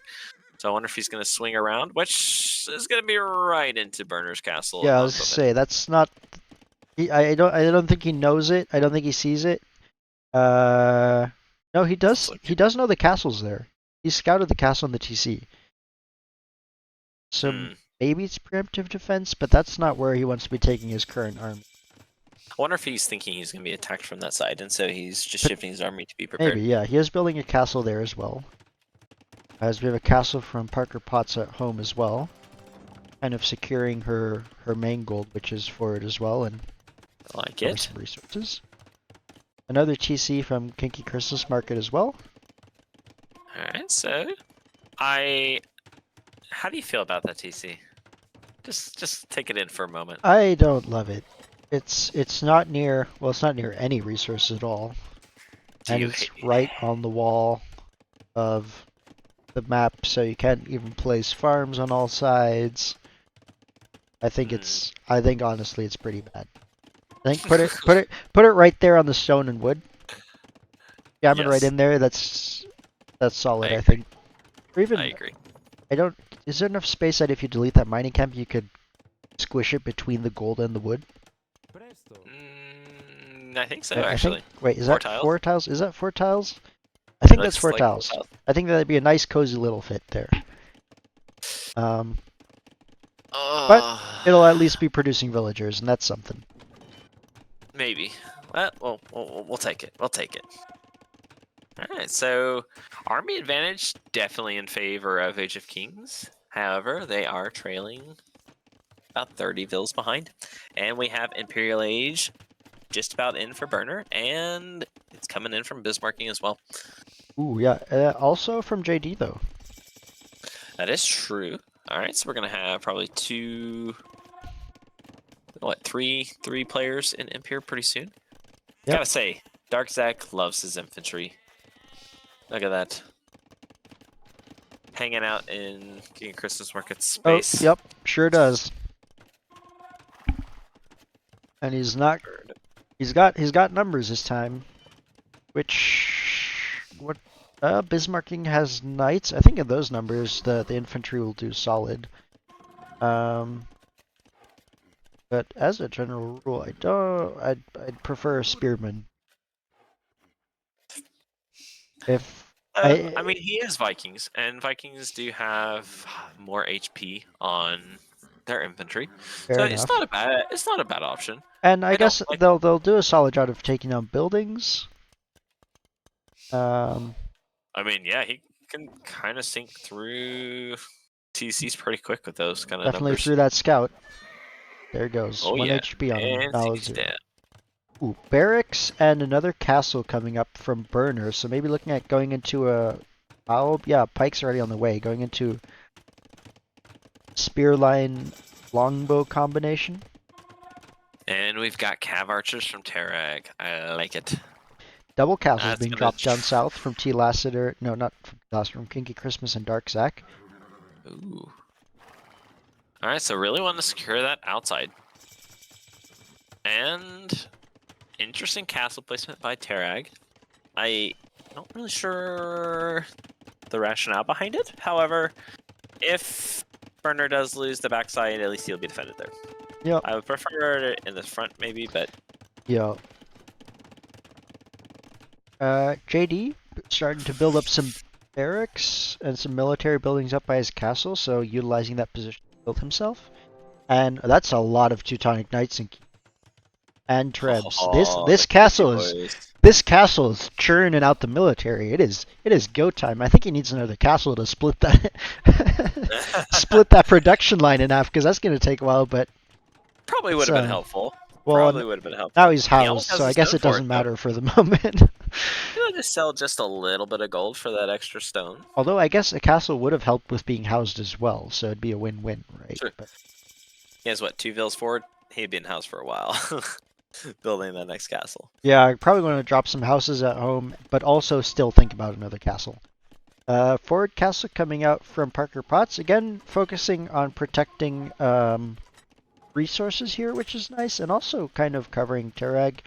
It is kind of in the far corner, so one of the last places that aggression from the opposing team will hit, but, it's still there. And we've got Raton archers Yep. from Parker Potts. the cool little hats. I like them. They're Oh cool. man, look at all those upgrades coming in for Age of Kings. Nomads. What does That is nomads do? all. It means whenever your houses are destroyed, you don't lose that population space. Okay, fair. I don't feel like that's necessary at the moment, but might come in handy at some point. Layer of So we wall got a coming down from Burner. big push coming down from the south from Zarkzak. He's finally Oh, utilizing here we go. his man-at-arms. And here come Cavalier. I think these Cavaliers should do just fine. They've got +2. I would like him to wait, if possible, before he engages, because he is getting Paladin. But it's 2 minutes, and that's fortified gate. But even a fortified gate in those numbers. He could just lock his gate and Well, it's not that it's locked; it's that prepare it's from behind. going. I guess. But at the same time, Cavalier are going to trade quite fine Yeah. versus the Ooh, I'd like. swordsman. Okay, I like that Pinky Christmas is mixing in conks. I'd like those sent forward to just provide additional firepower to that fight. I mean, the skirms and knights as well, those will also help, but the conks in particular are really gonna crank out some damage and can be pulled back super easily to stay alive. Ooh. The infantry will actually, he'll open the gate allowing the infantry into his base. I think they'll get cleaned up, but that could get messy if he doesn't clean them up. I think he's going to lose that fight. He is losing the fight. And Yup. He's losing the fight. The additional units from Cakey Christmas will do it, and the gate is still open. Now I think it'll close before this last set comes in. Nope, stays open. Well, okay, now it's being blocked by skirms, which I don't know if that's better, but the units are in. Let's see what they do with it. Okay. Did have Berserk sprinkled in there. I don't know if those were a later addition, but I think that didn't see that. does Yeah. have Now the some army will ramifications. retreat for the time being with that castle being up. Ooh, and on the north, check it out. We've got some movements coming in here. Ooh, big So it push, looks but like going for the trips. Those long engaging. women are just I mean, so all JD has to do is eject those Teutonic Knights. There they are, and those halbs are dead.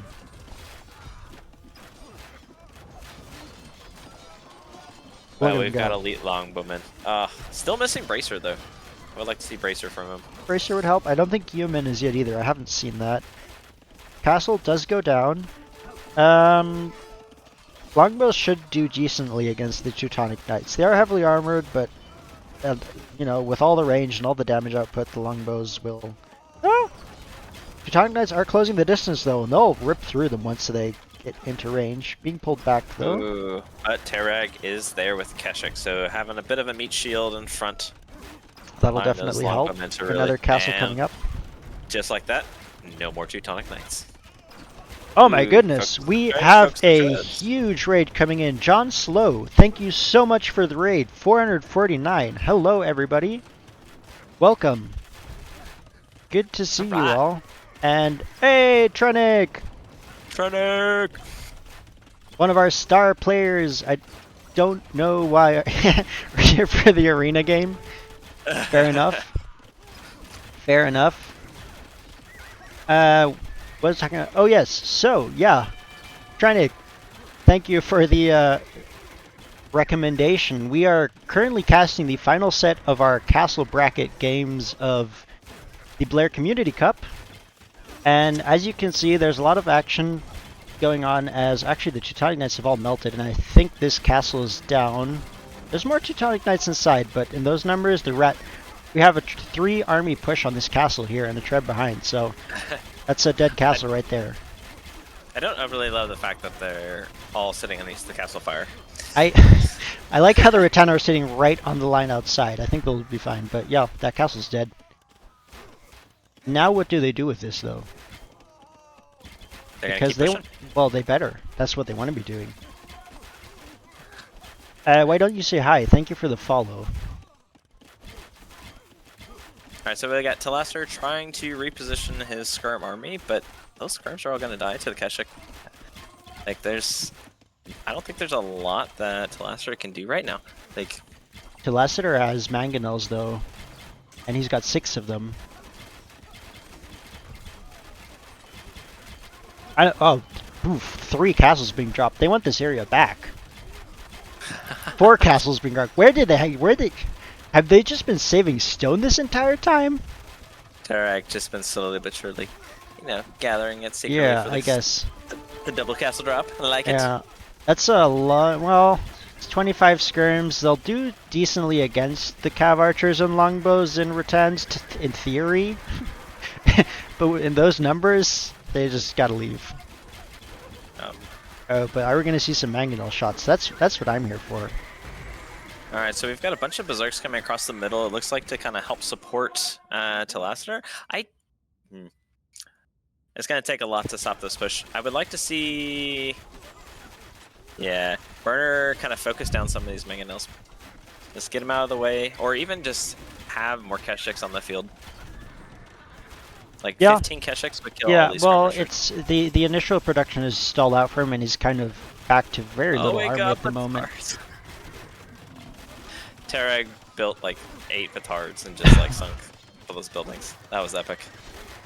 Boom, they go. All right, the berserks have arrived, and they're at least forcing a reaction out of the Tatars, of the Rattan archers, and ooh, big shot on the Rattans there actually, and the mangonels on the longbows. Oh man, these armies are getting cleaned. All right, the Zark's trading quite nicely. Caused enough of a disruption, and actually these are onagers now. Hey, yeah, they are. They'll do some damage though. Just imagine me focus those down. The castle. Yeah, the castle is gonna take out most of them though. Yep, there they go. But the push has been stopped for now, right? The 3 armies were pretty much wiped, to be honest. But the military advantage is definitely still in favor of Age of Conquerors. Okay. They have the Vil lead. They have the army advantage. And we have more Kesha coming in. It's going to help clean up all these skirms and the onagers. I would like to see Burner get his longbowmen out of his castle again now that the onagers have been mostly cleaned up. Yeah. And Trebs on the field here for Telastner, but not much there to protect them, honestly. Look at that line of castles in the south, though. Whew. They're just having a... Yeah, we have Paladin here, we have Conks here. I think you add some Trebs in there and you start pushing. Looks like they're lining up for a CBA match here. Gotta get them all running. Okay, Trebs are here though, and we'll actually start working away on these castles, and there's not much there to defend them, but there's actually not a whole lot there to attack them at the moment. I guess the Keshik will get here and clean them out, but they'll take down a castle in the meantime. Alright, so... Ooh. JD a friend of Zarina. No army. Yes, well, the bad news for all Zarina friends is that we have not seen any monk-on-monk action in this. I am sad to report. And you missed Black Forest right before it too. So it's you did miss Black Forest. Oh no, but the gate is open. The Paladin are in. Oh. The Paladin are in. Oh, they closed. Okay, 3 Paladin in. That could be much worse. And the lovely town bell. Oh. And ooh, that is an aggressive castle right there. I like it.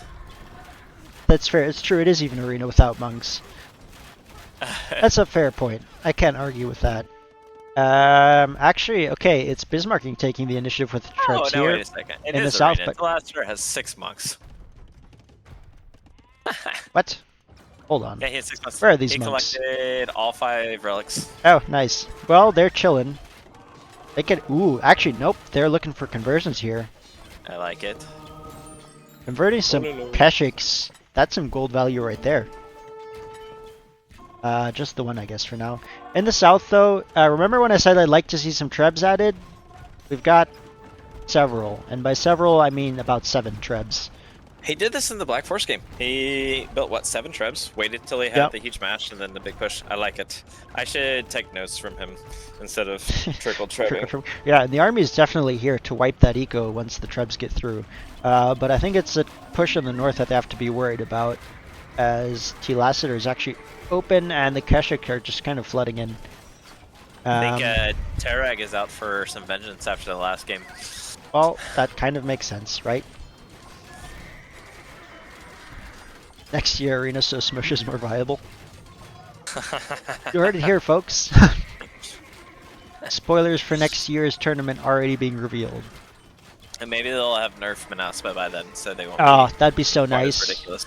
I mean, if I'm all for either banning Georgians outright next year before the other civs, or just like having Lithuanians available and massing those latest. But even that, after all the testing we did, is like okay trading, not fantastic. Just like yeah, that's a possibility.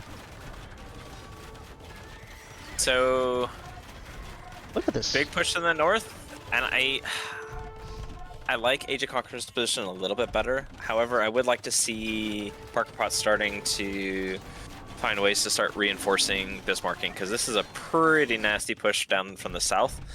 Yep. And while, you know, Bismarcking did the right thing, got fortified walls, going to slow down the push quite a bit, but it's only so long before he's going to break. Yeah, and honestly, Age of Kings could ignore. I think there's like 2 trees right here that the Trebs could take out, completely bypass these walls.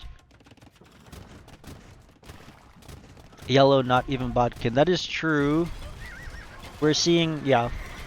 We've talked about this. We have some improvement to do here for some players on the blacksmith upgrades, as actually we still don't have bracer on the Britons either, which is unfortunate.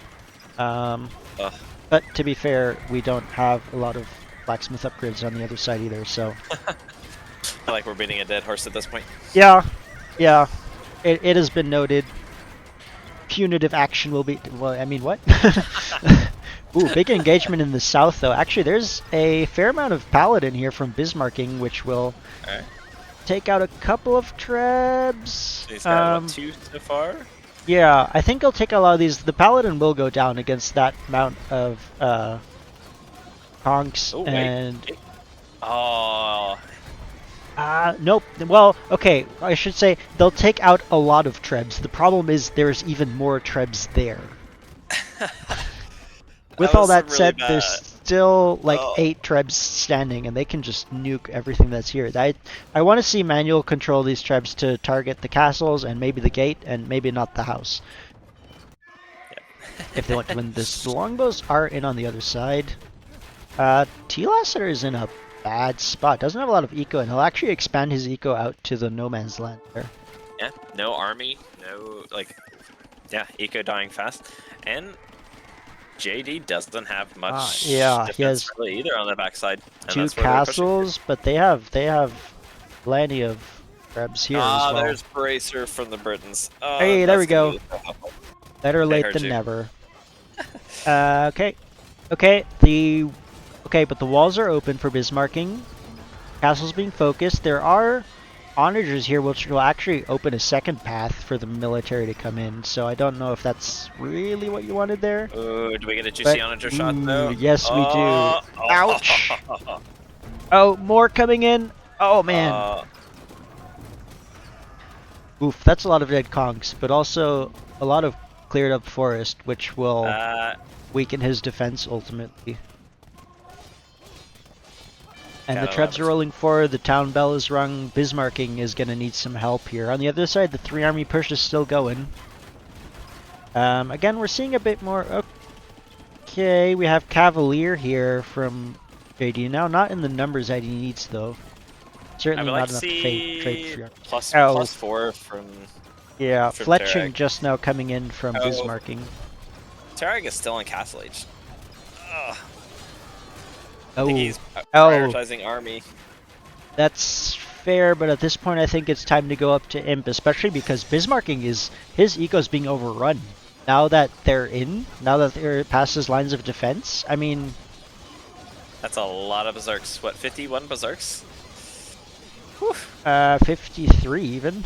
Possibly more. And more being added, and oh, the villagers will open the gates so they can get in on the trade. We do have more walls coming up here for Parker Potts. I mean, smart. if I had 50 berserks knocking on my door, I'd also be thinking about a town bell. That is, yeah. Big push on Turek. So we got a full-on base raid here. So we've got Bismarcking essentially dead. However, Talasser is in a much worse position. Half the eco, much weaker army. He only has, what, 13 skirms on the field? Yes. Um, the straight up 1-for-1 position is weaker. He does have a defensive castle though, and I think a slower push coming his way. Now that this push in the south has been initiated, it feels a lot Just more overwhelming. motivated. A lot more castles being dropped. Like there's a lot of castles dropped in the center for control. Mm. But there's However, nothing like we already have Re- one coming up in the center of Bismarcking's eco here. I think Raton Archers will do just fine versus Berserks. And Parker Potts is starting to mass them up to decent numbers. Okay. Well, And let's see. does have all of the upgrades, it looks like. Yep. Yep. And this Alright. castle from T. Lassiter will go down. That's enough trips. I didn't see Warwolf come in. I don't know if it's there, but I mean, Let's typing assume it's fonts, not cool. in based on how all the upgrades for this division has That's been going. that's a fair assumption, I think. Ooh, a more aggressive castle. Alright, so we're, what, an hour 5 into the game? And so we got, what, 10 minutes before the time runs Yes. out? And score lead is solidly in favor of Age of Conquerors for the moment.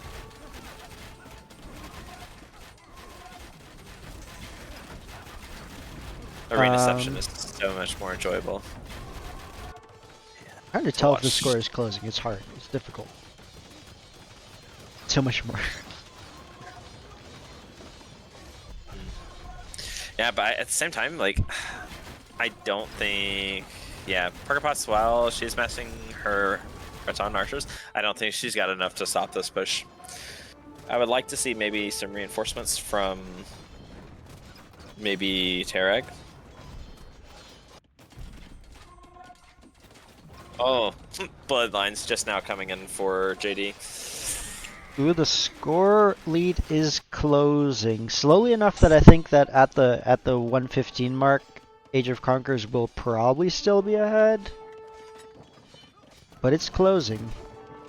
Yeah, for the viewers' reference, due to trying to stay on schedule with the tournaments, we had time limits on all of our games to 1 hour 15 minutes in game time.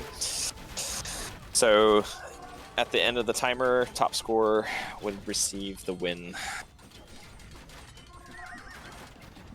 Which in this division, I think it's What is pretty much gone happening? to time pretty much every single time, right? Burner is retreating with his entire army. Oh, because he sees, I think, JD's Paladin mess. I think he's just Potentially, but trying. I think he's trying to reposition to defend. 'Cause that's that's what. okay. That is a lot of Paladin, but at the same time, if this push doesn't happen, I think that's how Age of Conquerors would throw this game. I think you're right. And I mean, Terag's army is still there, but it's much weaker now without the longbows behind it, and Paladin are in now. There's a lot of helps, so I think it'll be okay. But there's no micro, so that's a lot of dead longwomen. That is, the Paladin do get cleaned up, but that was expensive Mm. on I both agree, sides. Training. I think I'm gonna address the time limit issue next year. And the push over here is still Uh, happening. The push over here is happening, and the score is down to 1400 difference. And Parker Potts' eco is about to be overrun by Berserks. all the Rattans are dead. Wow.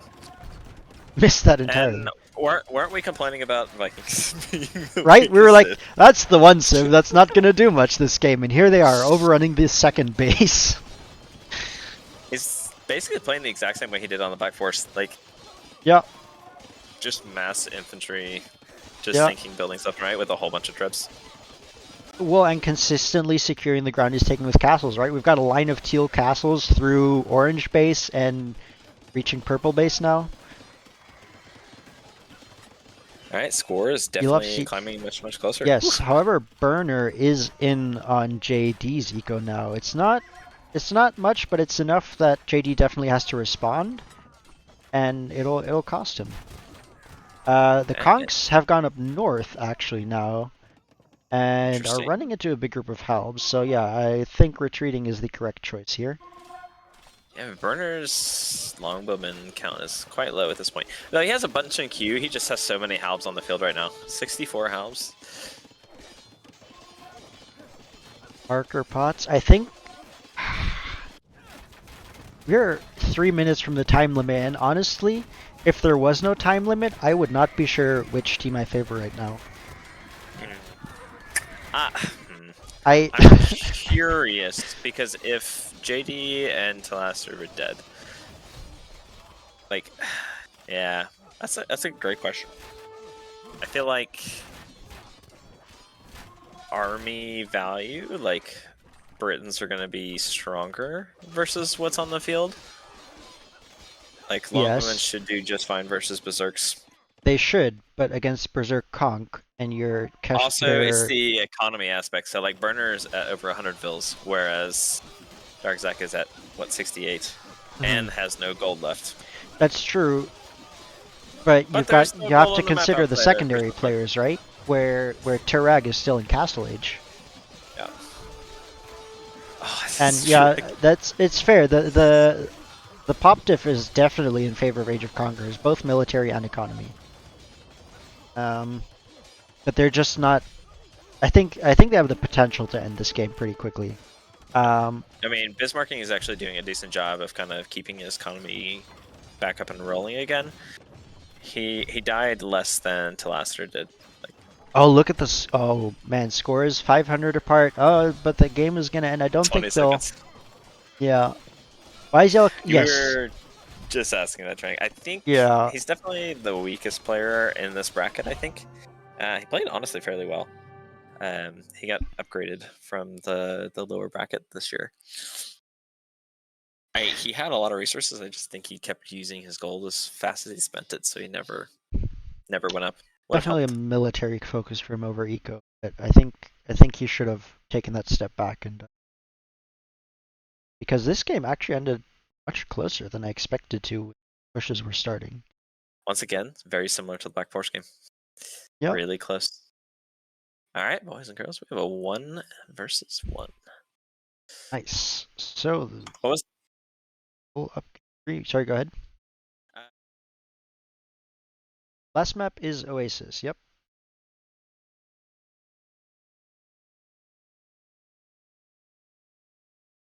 And actually, hold on.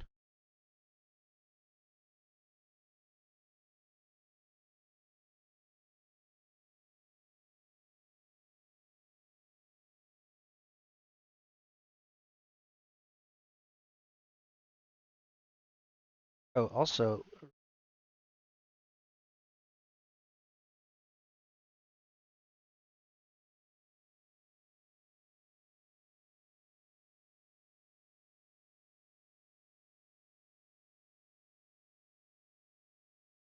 yep.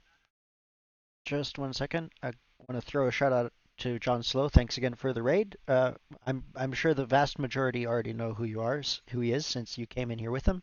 For those of you who are viewing before and maybe don't, he is a Age of Empires player and streamer, and he's in Clown Legion. Is that what it's called? You guys are gonna have to correct me. But he is an arena player, um, and is also a lot of fun to watch. Actually, I think hosts his own tournament. I want to say there is at least one tournament I saw this or last year that he hosted. So do go check him out. Good times. They do let clowns in here, Fletcher. Even you. What? Clown Legion is gone. Oh man. Oh, I've not been keeping up with stuff. Sag. Okay. But yeah, thank you again for the raid and everyone that came in with that. And we will go ahead and get rolling on game three, the decider, to see who takes this set. Um, what second were you on? You're at. I'm I'm on at 5. 5. You're at 5. Give me 5. 1 second. Oop, Okay, wrong what is button. TRCL? Is that True Clown Legion then?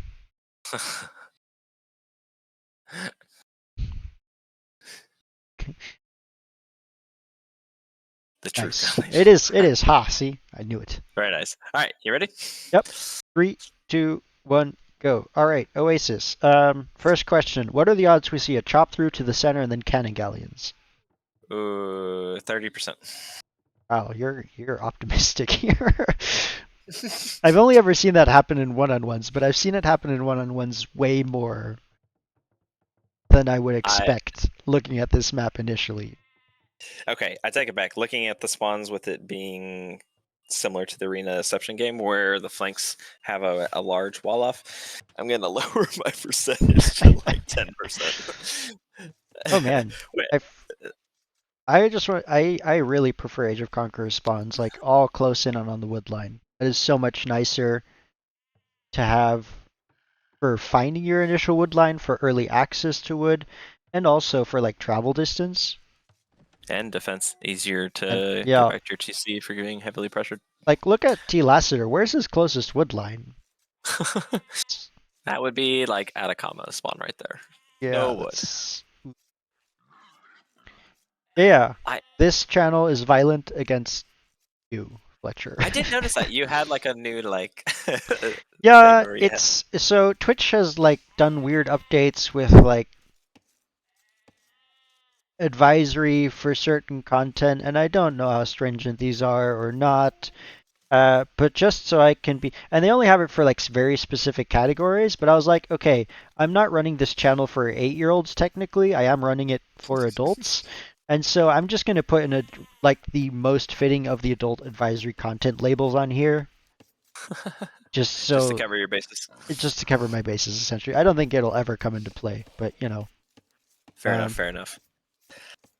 All right, let's take a look at the Civ matchup here. we have So H, Bohemians. but we have I Bohemians. just need to say that word. I like the Bohemians. I don't love that they're on the flanks. Master of Arena.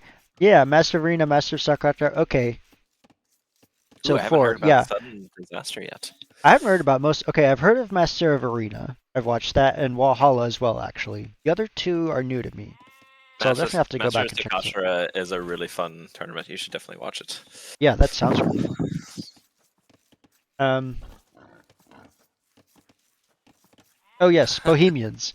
So helps with extra damage, really nice for countering cavalry civs, and also the monk upgrades that affect villagers is was it Sanctity and Fervor, I think. So extra HP and Correct. extra speed, which is really nice for keeping your eco alive. And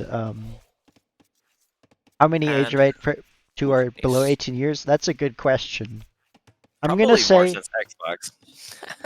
I'm gonna say At least that's 3, what I like to think. maybe 3. 4.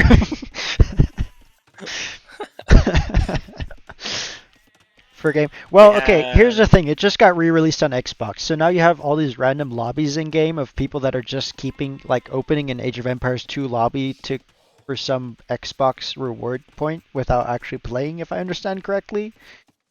Just like also you have a bunch of like 35, 40 plus year olds who now have kids that are trying to get them to play this game. So it's true. But who knows? if you cross-reference the Age of Empires players that are below 18 with the like Age of Empires watchers and Twitch watchers who are below 18, you're gonna come up with a pretty low number.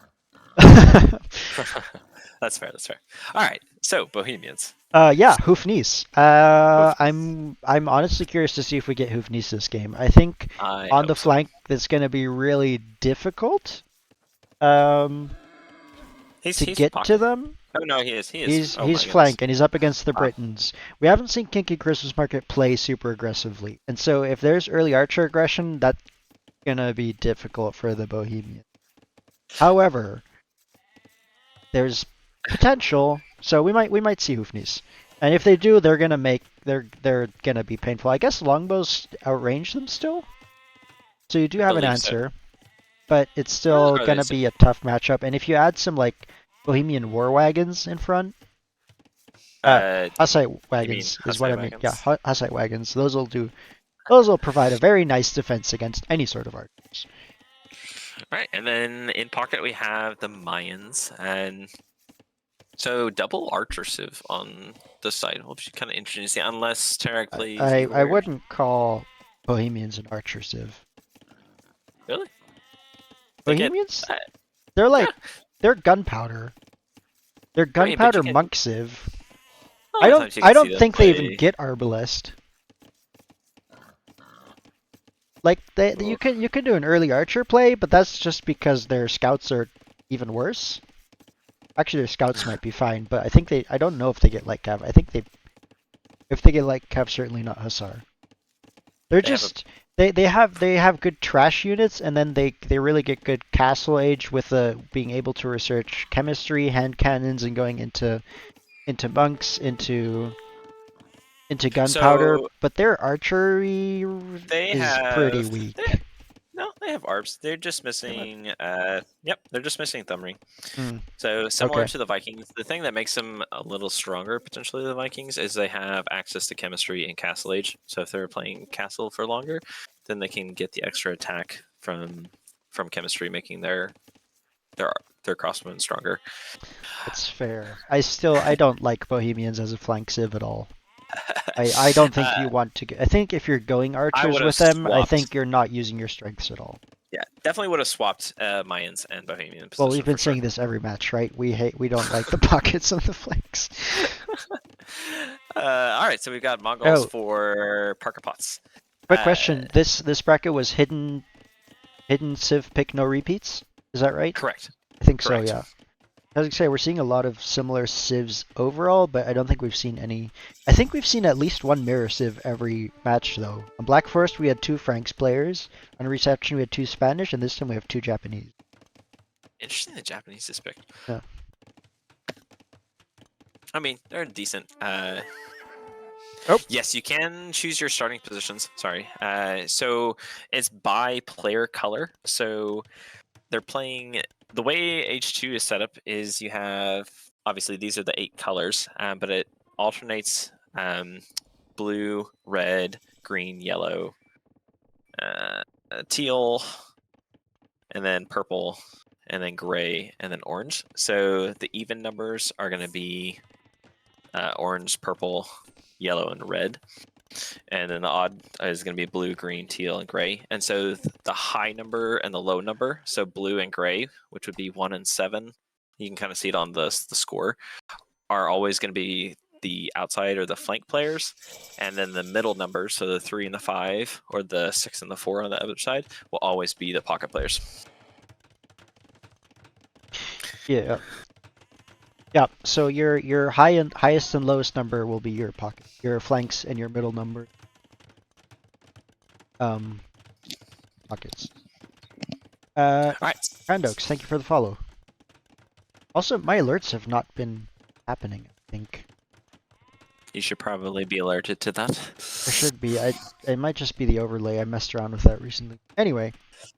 All right, so we have a tower from Bismarcking who's playing as the Japanese. Wonder if it's in response to seeing double archer range from Telestrator. Well, it's also defensive. We had a bit of action here. You can see he was starting to get walls down, and the archer range blocked those. We had spearmen chasing down some villagers, and I think this defensive tower now is for that aggression that he expects. It's definitely a response. How do you feel about that tower? I mean, it sort of protects your berries. Well, given that there's not much aggression. Well, now aggression is coming, so now I like it more than I did like 3 seconds ago. I put it up on the hill. It's like right in between 2 hills, but I mean, it'll keep your villagers safe, sort of. Well, it's not awful. It could be like it's not great, but it's in a position where it does affect your enemy's actions. So, you know, it's getting value.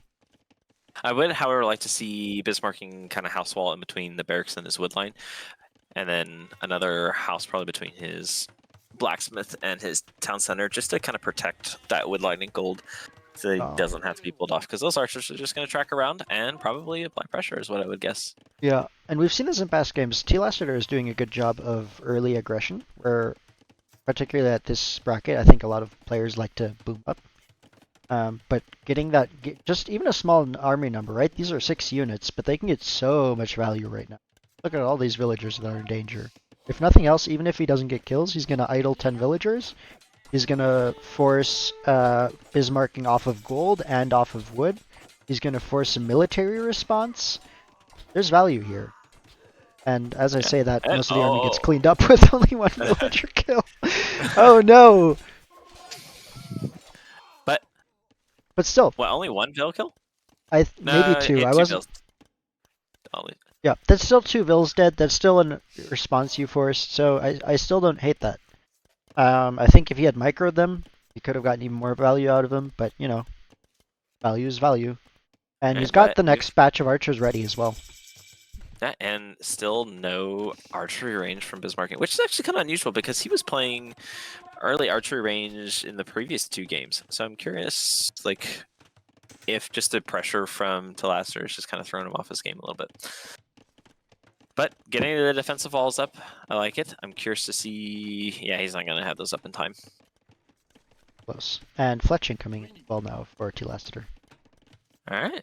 And on the other side, we've got some archers coming out from Oh, Christmas but Market. is he Going to paying be attention to this? pressuring. Oh, they find the gap on the other side. Is T-Laster paying attention? He can clean all this up if he micros back his archers. He will take out the scout and a villager. But he's losing more archers than he needs to be just by... Okay, well. Does force Yeah. Bismarcking off of gold. Stone, sorry. Yeah, And and on the forces south, we've another got the tower. same thing happen. We've got the same thing happening on the south side. Oh, Christmas yep. Market is in on Burner, who got caught before he could get his archer ranges up. Oh, And yep. so That's... I see Burner one, has two, three, lost four, 5 villagers dead at least eight there. eight villagers dead. Oh my gosh. 8, and there's a second army from Darksack right behind you that could just follow up on that. And actually, though, the Pinky Oh, Christmas Burner didn't have Market's Loom. army's still alive, and he's losing more villagers. Loom is just now coming in. He's gonna probably lose a scout here. He's gonna lose a scout to those archers. Oh no, this is full disaster by Oh, Age of Conquerors. and that's what I said. Bohemians could get to Hoofnies, but only if they don't have to deal with that early Britain archer pressure, and here it is. I don't think we're gonna see Hoofness this game. But Not at this rate, no. Also, Parker Potts is housed. Slow down a bit. I am currently really liking the position of Age of King. Really liking the decision making. I like yeah. the early aggression. Yeah. I mean, Vill count 30 Vills in their favor, looking really healthy. Their flanks have more Vills than Yeah. the pocket player. And JD is up to Castle Age, and we'll get there a solid, 2 minutes before the next player at least. Probably more. I guess Terag is close to clicking up. But is also focusing on eco upgrades and getting fletching right now instead. And Kinky Christmas following up with another army. Archery range is coming up from Burner, but one has actually been denied, and the second will probably go up before his army gets there, but Burner's under a lot of pressure right now.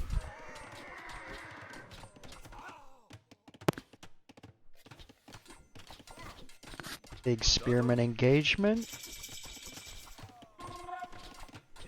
And, night out though. Can actually clean these. Not with the two Spearmen. Spearmen are just eating them alive. Yep. Trenig, have a good Jerry. night. Thanks for dropping in and bringing all your peeps. I'll have to cast your Arena Inception game again next time.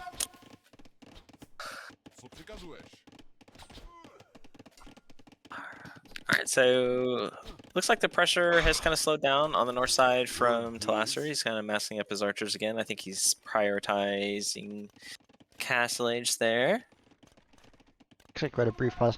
I look at the resources though. Both Burner and Bismarcking are stretched super thin because their ecos have been under so much pressure and they've had to invest into much more military while their ecos being hit.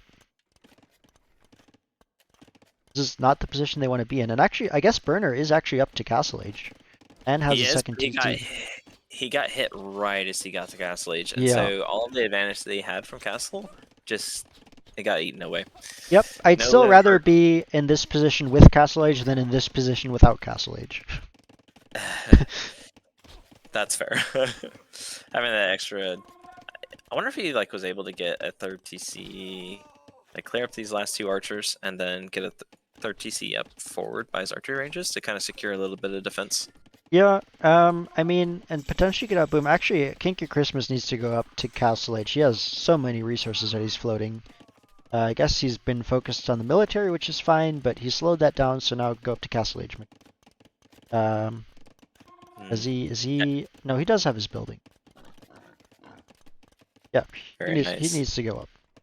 So definitely, yeah, this map playing flank with no walls suits Telestrator's playstyle much better than I think Arenaception did. Yeah. Well, like I said, he's good at he's really solid at this early aggression, right? And Oasis is probably the most standard open map we had this tournament. So it's probably going to be his strongest. And there's Castle Age from uh, Christmas. And but just And like that, Burner is back, almost matching Christmas's Vil count. Even after losing what 11 Vils. So while lost a lot of eco, still oh, keeping we have town a centers blacksmith running. upgrade. We have a blacksmith upgrade from Conquerors What? Christmas. I'm very excited. I think that's the first What? one we've seen from him this tournament. Huge, huge. I'm It, proud of you. it always reminds me of that one game that I think Viper played against. I don't know, was it against Leary? He played the entire game without double bit axe, and he still won. Oh, And I was like, imagine how devastatingly he would have won if he had wood upgrades. oh my word. Okay, crossbow mass from T. Lassiter kind of gathering up here. And that's a pretty large army as well down in the south. Army Oh wow, advantage yep. 20.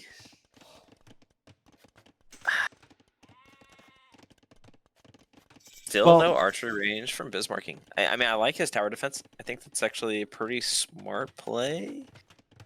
But, yeah. it'll do fine to keep the crossbows at bay. But the Huns player already has knights.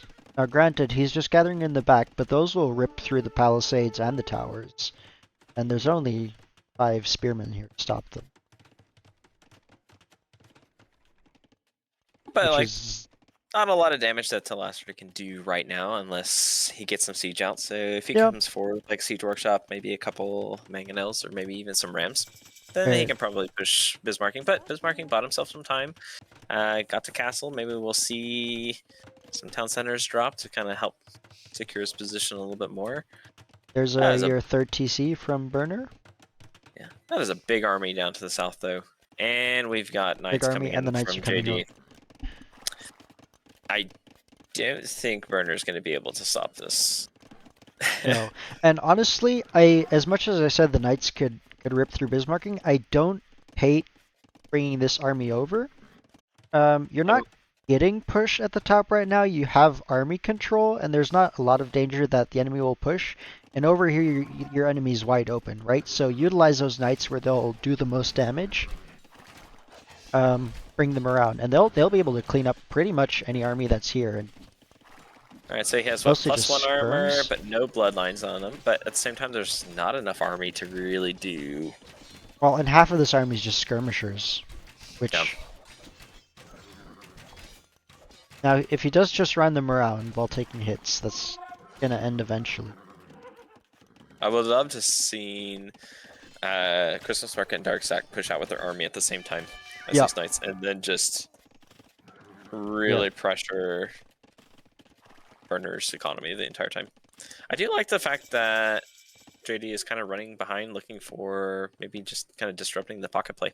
Potentially, he That's does really have a smart. scout that's just been sitting at the edge of Turag space for a while. So he's got some vision there. So I'm not sure what the plan is. He's gonna go fight those wolves. Potentially, big house wall coming down here for Turag though to maybe protect himself. And now we have the army from Darksack and Kinky Christmas moving out as well. Yeah, like, I wonder if they're going for the sandwich play. It looks like it. So we've got JD's knights coming back in. Burner is pretty much dead, I'd say at this point. Yep. Those knights will die to the pikes immediately, and that last round of crossbows gets cleaned up. And that was pretty much all he had defensively. Alright, and here's the Rams up in the north from Telassiter, so... But it's got 2 Rams. I mean, Bismarcking gonna take out probably 1 Ram, maybe, before the crossbows snipe the army, but... That's why I think a Mangonel would have been better. Like, send 2-3 Mangonels forward with a Vil to repair them. Those towers would go down without losing any of your siege. Fair. We will see a defensive castle here from Bismarcking. But over on here on the mean side, it's just, you know, It is. not Full pretty. rainbow. The knights are on the wood line, the crossbows are on the gold, the men-at-arms are on the archery ranges at the moment, I guess. Or I guess these are longswords by now, right? Yeah. They are, and they're going to sink that TC quite quickly. Yep. They are, well, they have the first armor upgrade. Yeah, I think that's a dead TC. +2 attack? Oh, yeah. Yep, that's a very dead TC. Yeah, doesn't really care about... And now the crossbows can feast on the villagers. Just a full evacuation from Burner. 2 very, very close games. This has been full domination mode by Age of Kings. Ooh, deny castle up in the north. We got a castle doubt. That was bad. Oh, yep. And I think we might see another one here in the south. There's 2 villagers on this castle. If Dark, Zach, or Kinky Christmas get there in time, they can definitely deny this as actually 3 villagers, reinforcements being sent from Turag. But, yep, Burner's base is, well, it's not there anymore, basically. And oh no, the trade is still heading to this market, though. Oh, here come the crossbows. Getting the skirm. I think that castle will go up. I don't know. Gonna be close. 1 vil goes down. 95%. 2 vil goes down. 3 vils denied. Oh. That's a doubt castle. That is a doubt castle. That's much closer to a doubt castle than the previous one. Yeah. 97%. Oof. And actually, the previous one went up ultimately. And Telassiter looped all the way around and got into the back of his marking space again. All this could have been prevented with 3 houses. Kind of crazy. Yep. Oh, now the infantry will collapse on these crossbows and take them out, but the damage is done, right? The woodline is on. And more rams pushing out, taking out tower here, and then we'll probably move on to the castle. This castle is going down. We do have some Mangadai out, but just not the numbers yet from Parker Potts to really counter this, and they're also not being microed. Yeah, I would say Parker Potts does focus upgrades more than the rest of your team. Does, but not necessarily the ones you want. I don't think chainmail armor for infantry is gonna help you at the moment. But it's still upgrades, so... Upgrades, it's like that Mr. Incredible meme. Upgrades are upgrades. That's a castle denied. Burner's down to 34 villagers, which are... Okay, actually he's built 2 new TCs. So actually, he's doing a bit of rebooming. It's not terrible. Love the castle from JD here to just kind of secure a bit of area. Kinky Christmas as well. I think I would have liked him a little bit further forward. Secure. Kinky Christmas is definitely forward and on the hill, and maybe on the gold. But you know, kind of adding some map control for them right there. All right. So at this point, how long do you think it's going to be before Age of Conquerors resigns? We have, what, 35 minutes max left in the game.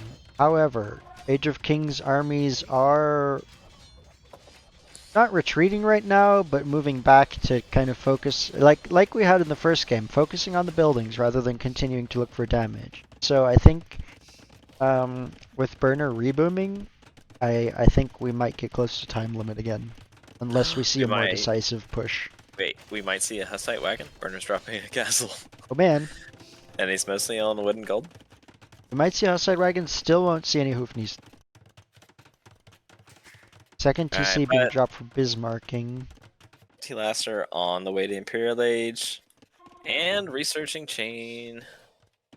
Ale armor. And going for ooh, samurai. Ooh. Ooh, You know, that's nice. one thing I love about this division, is they don't always play meta, but they play They really play the fun cool games. units. The units that you really want to see. I'm still disappointed that I got neither Jaguar Warriors nor Zolotl Warriors on that arena game with the Aztecs. Hey, I'm disappointed for you that you didn't get Slaughter Well, Warriors. I blame your teammate for deleting the stable when I was trying to convert it away from him. The funny part is, out of all the players in that bracket, he's the only one that would deleted that stable. Dang it. Okay, we have... Oh, no, these are a couple Mangadai. Fine enough. And no Hussite Wagon at the moment. Yeah, I think Age of Kings. Well, actually, there are two more players on the way up to Imperial Age, so they're making their way. But I think to close out this game, what we need to see is just continued pressure, right? Move on to the next player. Yeah, JD's doing a Yes. smart move. He's putting forward buildings down. I really like Yep. that rather than traveling from his home base. Yep. Good move. Do you think we're going to see Tarkans again from Hun player, or are we going to stay on Paladin? I I think we're gonna stay on Paladin. I think JD has been pretty consistently sticking to, especially with the 6. Well, I guess you have the unique tech that lets you build Tarkans from stables, right? Ooh, Kata Paruto coming in from Japanese players, though. T. Lassiter's not messing around. He is not. Samurai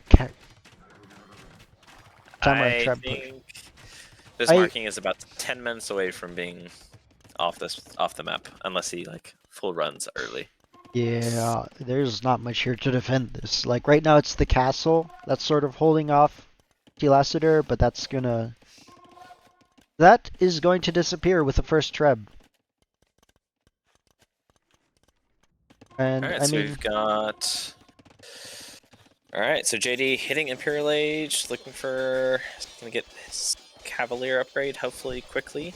yep, Knights in the meantime wiping out a TC here from Burner, which to be fair wasn't producing at the moment, but you know, a TC gone is a TC gone. Ooh, Marauders is coming in. Maybe we will see a Tarkin. Tarkins are in the queue. I We got a full Tarkin switch coming in, and actually I don't hate that. Right? There's a lot of buildings here and not much army to deal with at the moment. eh, You do have the Mangadai, which I um, mean, which Tarkans have is more Pierce armor than yeah, Paladin do. So exactly, and the same goes for the skirms. They'll be just fine. So yeah, and you're pushing, right? Like I said in almost every previous game, when you're pushing is when you want to destroy buildings or need to destroy buildings at any point. So that's when the Tarkans are going to get a lot more utility. So here I they still are. would like to see the last armor upgrade come in for JD's cavalry before he takes a fight, though. That +4 is quite strong. Yep. Ooh, big fight here. And actually, I think the Knights. Oh yeah, the Knights are going to lose this. And this I think forward so. TC from JD might be. Actually, no. The Mayan army just goes right past him. Hold on. Hold on a second. Which way is this going? Lots of armies going lots of Call it, different call it, directions. call it. Okay, I think Conquerors wins this engagement as the longswords move past the Mangadai to hit the skirmishers, but don't instead. While the skirmishers take out the knights and the Mangadai try to hit the longsword reinforcements, the Arbs go and hit the Mangadai, and the But longswords we are in on the have. skirmishers, and they're taking down the skirmishers and Arbs, but the Mangadai are here to hit the longswords, but the Arbs are following up to hit the Mangadai, but the Arbs are coming under tower fire. But there's a defensive castle coming up. I'm pretty sure that Age of Kings is going to win this fight. That's I 40 think written arbs. Yes, he doesn't have Bracer yet, but he still has 9 range on those guys. yeah, there's still there's mangonels coming. I That think is true. That is the true. question is no, castle goes up, and then with that castle up, I think Age of Kings takes this fight because even if they lose their entire army, the castle's just gonna clear. Start ooh, big hit on the Arbs though, and another big hit on the okay, not as bad as I Oh, thought actually. Definitely lost a and, chunk there, but not as much. But between the Arbs and the castle fire, this army's getting shredded now. and just like that, Bismarcking's base no longer there. Okay, did I say Tarkin switch? I meant light cap switch, apparently. That's That's my that's what bad. Marauders is for, though, right? You know. For light cap? Well, I mean, it does.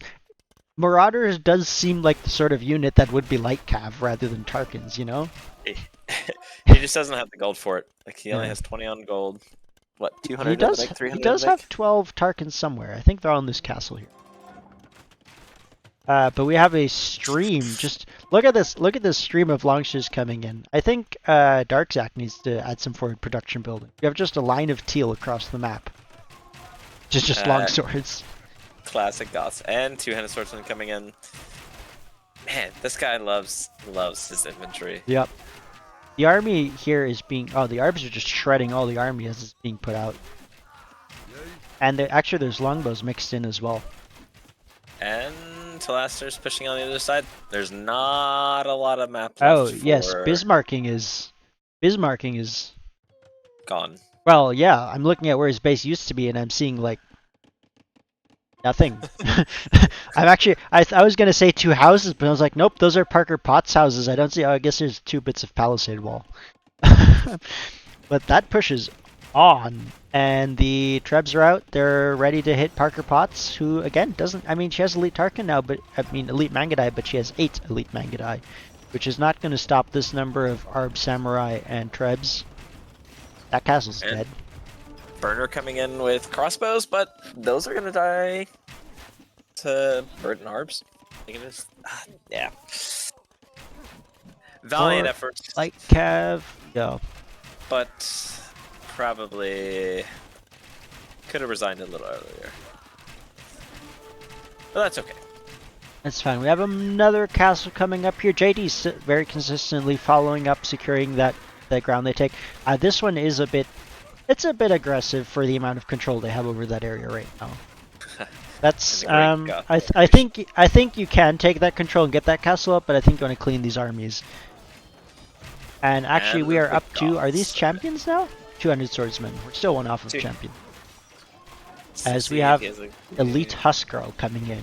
You thought the Great Goth Migration happened? It is just beginning, my friends.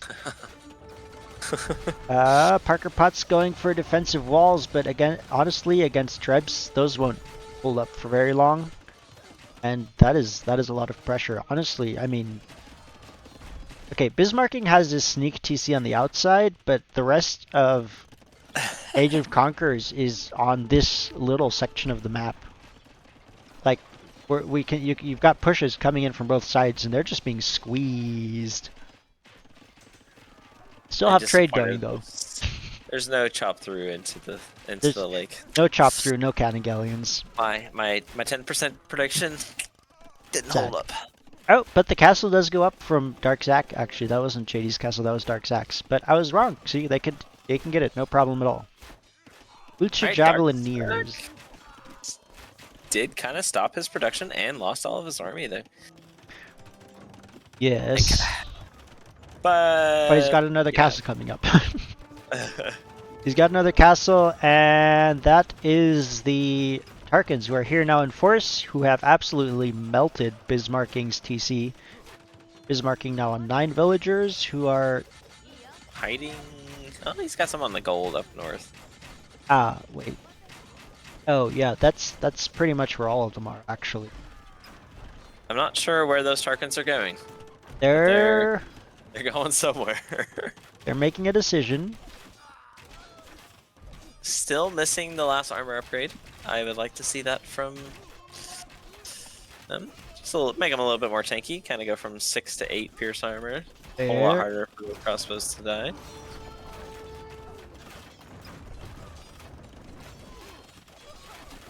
And oh, Tarkins almost break through the house wall, but then disengage. But it looks like GG has just about been called. Tarek's still fighting on a bit. But the other 3 players have resigned. And yeah, that was, I mean, like you said, the first 2 games were very close, but this was just an absolute clinic. I mean, the early pressure, the early archer pressure from both sides was super great. I think maybe Bismarcking had a bit of an unfortunate moment there, that he tried to wall off a bit too far forward, and his wall got denied by T-Lassiter, which allowed the archers to come in. I think if he had managed to get the palisade walls up, maybe that would have been a bit more balanced on that side. However, on the other side, King Christmas coming in with the huge archer raids on Burner and just shutting down his eco was. It was such a timing thing Yep. because, like, if Burner had been able to get his archery range up, I think he would have been okay because he could have got out skirmishers that he needed to counter Mhm. what Christmas Market had, and Mhm. just was too slow. Yep. And then just a consistent push over, right? On both sides actually. Yeah. Well played. Congratulations to Age of Kings on taking the series 2-1. Fun set though. And yeah, Fun set. for sure. And yeah, I think that's just about the end of this Age of Empires segment. Very nice. Very nice. Um, and that does conclude all of the Age of all the Castle Bracket games. Uh, I still don't know whether I'll be able to cast the. Um, Did you have a favorite set out of all of the Castle Bracket games, hmm. or a favorite game, like a game that sticks out to you? I I mean, I think one of the ones that I really enjoyed was the two islands between. It's Age of Conquerors I and think the that was Age of Forgotten. Conquerors and Forgotten. Yeah, that was just What? really fun to see the back and forth of the naval armies and both teams taking advantages, and it was so close at the end, right? It was Then it was like what so close. 80 score difference. Like Yeah, it it was was it was ridiculous. That ridiculously close. So that was yeah. really fun to watch because the suspense was there until the very end. Um, I think in Castle Bracket there's still a bit the tendency maybe to for games towards for the last 10 minutes at least being like, okay, this team is really kind of already. But that game went right up to the wire. So I think that was my favorite game. What about you? Ooh, that one is up there. I really enjoyed the Reception one that we actually just casted. I think it was really close, Hmm. and one of the ones I wish there wasn't a time limit because I've been really curious to see how that one played out. Yep. I Fair just in. like close games, man. It's more interesting, right? If you can already see how it's gonna end, that takes it out. But if right up to then you're like, I don't know which way this goes, or this could change a bit, that changes it. Like even games I play, like I like them to be close, even if I end up losing them. Well, I don't like them Uh, as much as others, but at the same time, I think close games are just really enjoyable. yep, yeah, for sure. All right. Well, I think we're gonna end this stream there. Actually, let me find someone.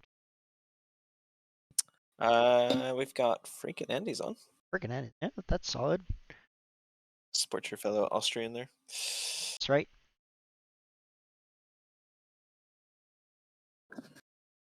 Dun, dun, dun. Is okay. That actually raises a question for me for those of you in chat who know about clowns. Is Andy a clown player? I don't know if he's generally considered to be, but there was some plays from recently that made me wonder. And so I Maybe mean he's not TRCL, but I I feel like w he's more like a BF guy. okay, fair, fair. Yeah, Maz, for sure. But yeah, let's go ahead and raid freaking Andy. He's an Age of Empires player as well, so feel free to stick around. He is streaming first person, I think, or player perspective. So it's gonna be a bit different than ours, but he's a solid player. He's Had been some great. been yeah, he's been breaking into the top. He made it to Nilly's apartment cup and had a solid run there. I think Um, made top 8, right, out of 10. Something like that. Yeah, I don't remember the exact position, but it was great. So we're gonna go ahead and raid him. Feel free to stick around and watch for more Age of Empires content. Um, for those of you, particularly for those of you who are new to this channel, I'm gonna do a quick quick rundown. I'm a variety streamer. I do primarily, whoops, wrong command. I do primarily stream World of Warships, which is a kind of arcade game, Second World War ship type of game. But every now and then, especially around this time of the year, I'll be streaming the Age of Empires tournament games. So if you like your Age of Empires content, I do have a bit of that as well, and other games. Um, but yeah, Yeah. welcome all. Uh, Thanks again for the raids. Thank you all for showing up. Thanks Southpaw for co-casting. That's the word I'm looking for. Me. You betcha. Yeah, it was a Thanks lot of fun. for hosting, and Yeah, and yeah, till the everyone. next time. Yeah, for sure. And yeah, everyone, stick around to for more Age of Empires content and also for channel points. I think both on my and his stream you get channel points if you join this raid. So free stuff in case there's again. And yeah, that's all for me. Have a good night, everyone.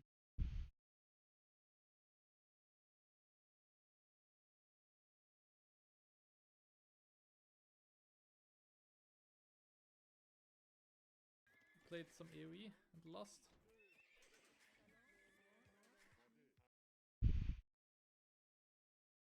Nice.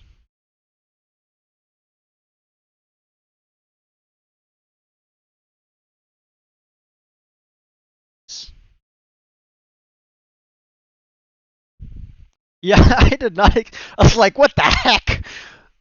Uh, yeah, yeah.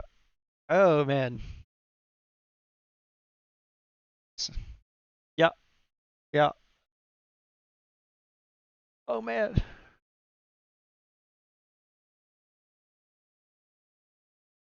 Yeah, it was. Yeah, the other ones were definitely a lot closer, but I think we saw some of the best play out of, well, particularly out of the other team, or out of yes, Conquerors this game, like with a double prong push. Like it was the first side where it wasn't just one side being dead and the other one.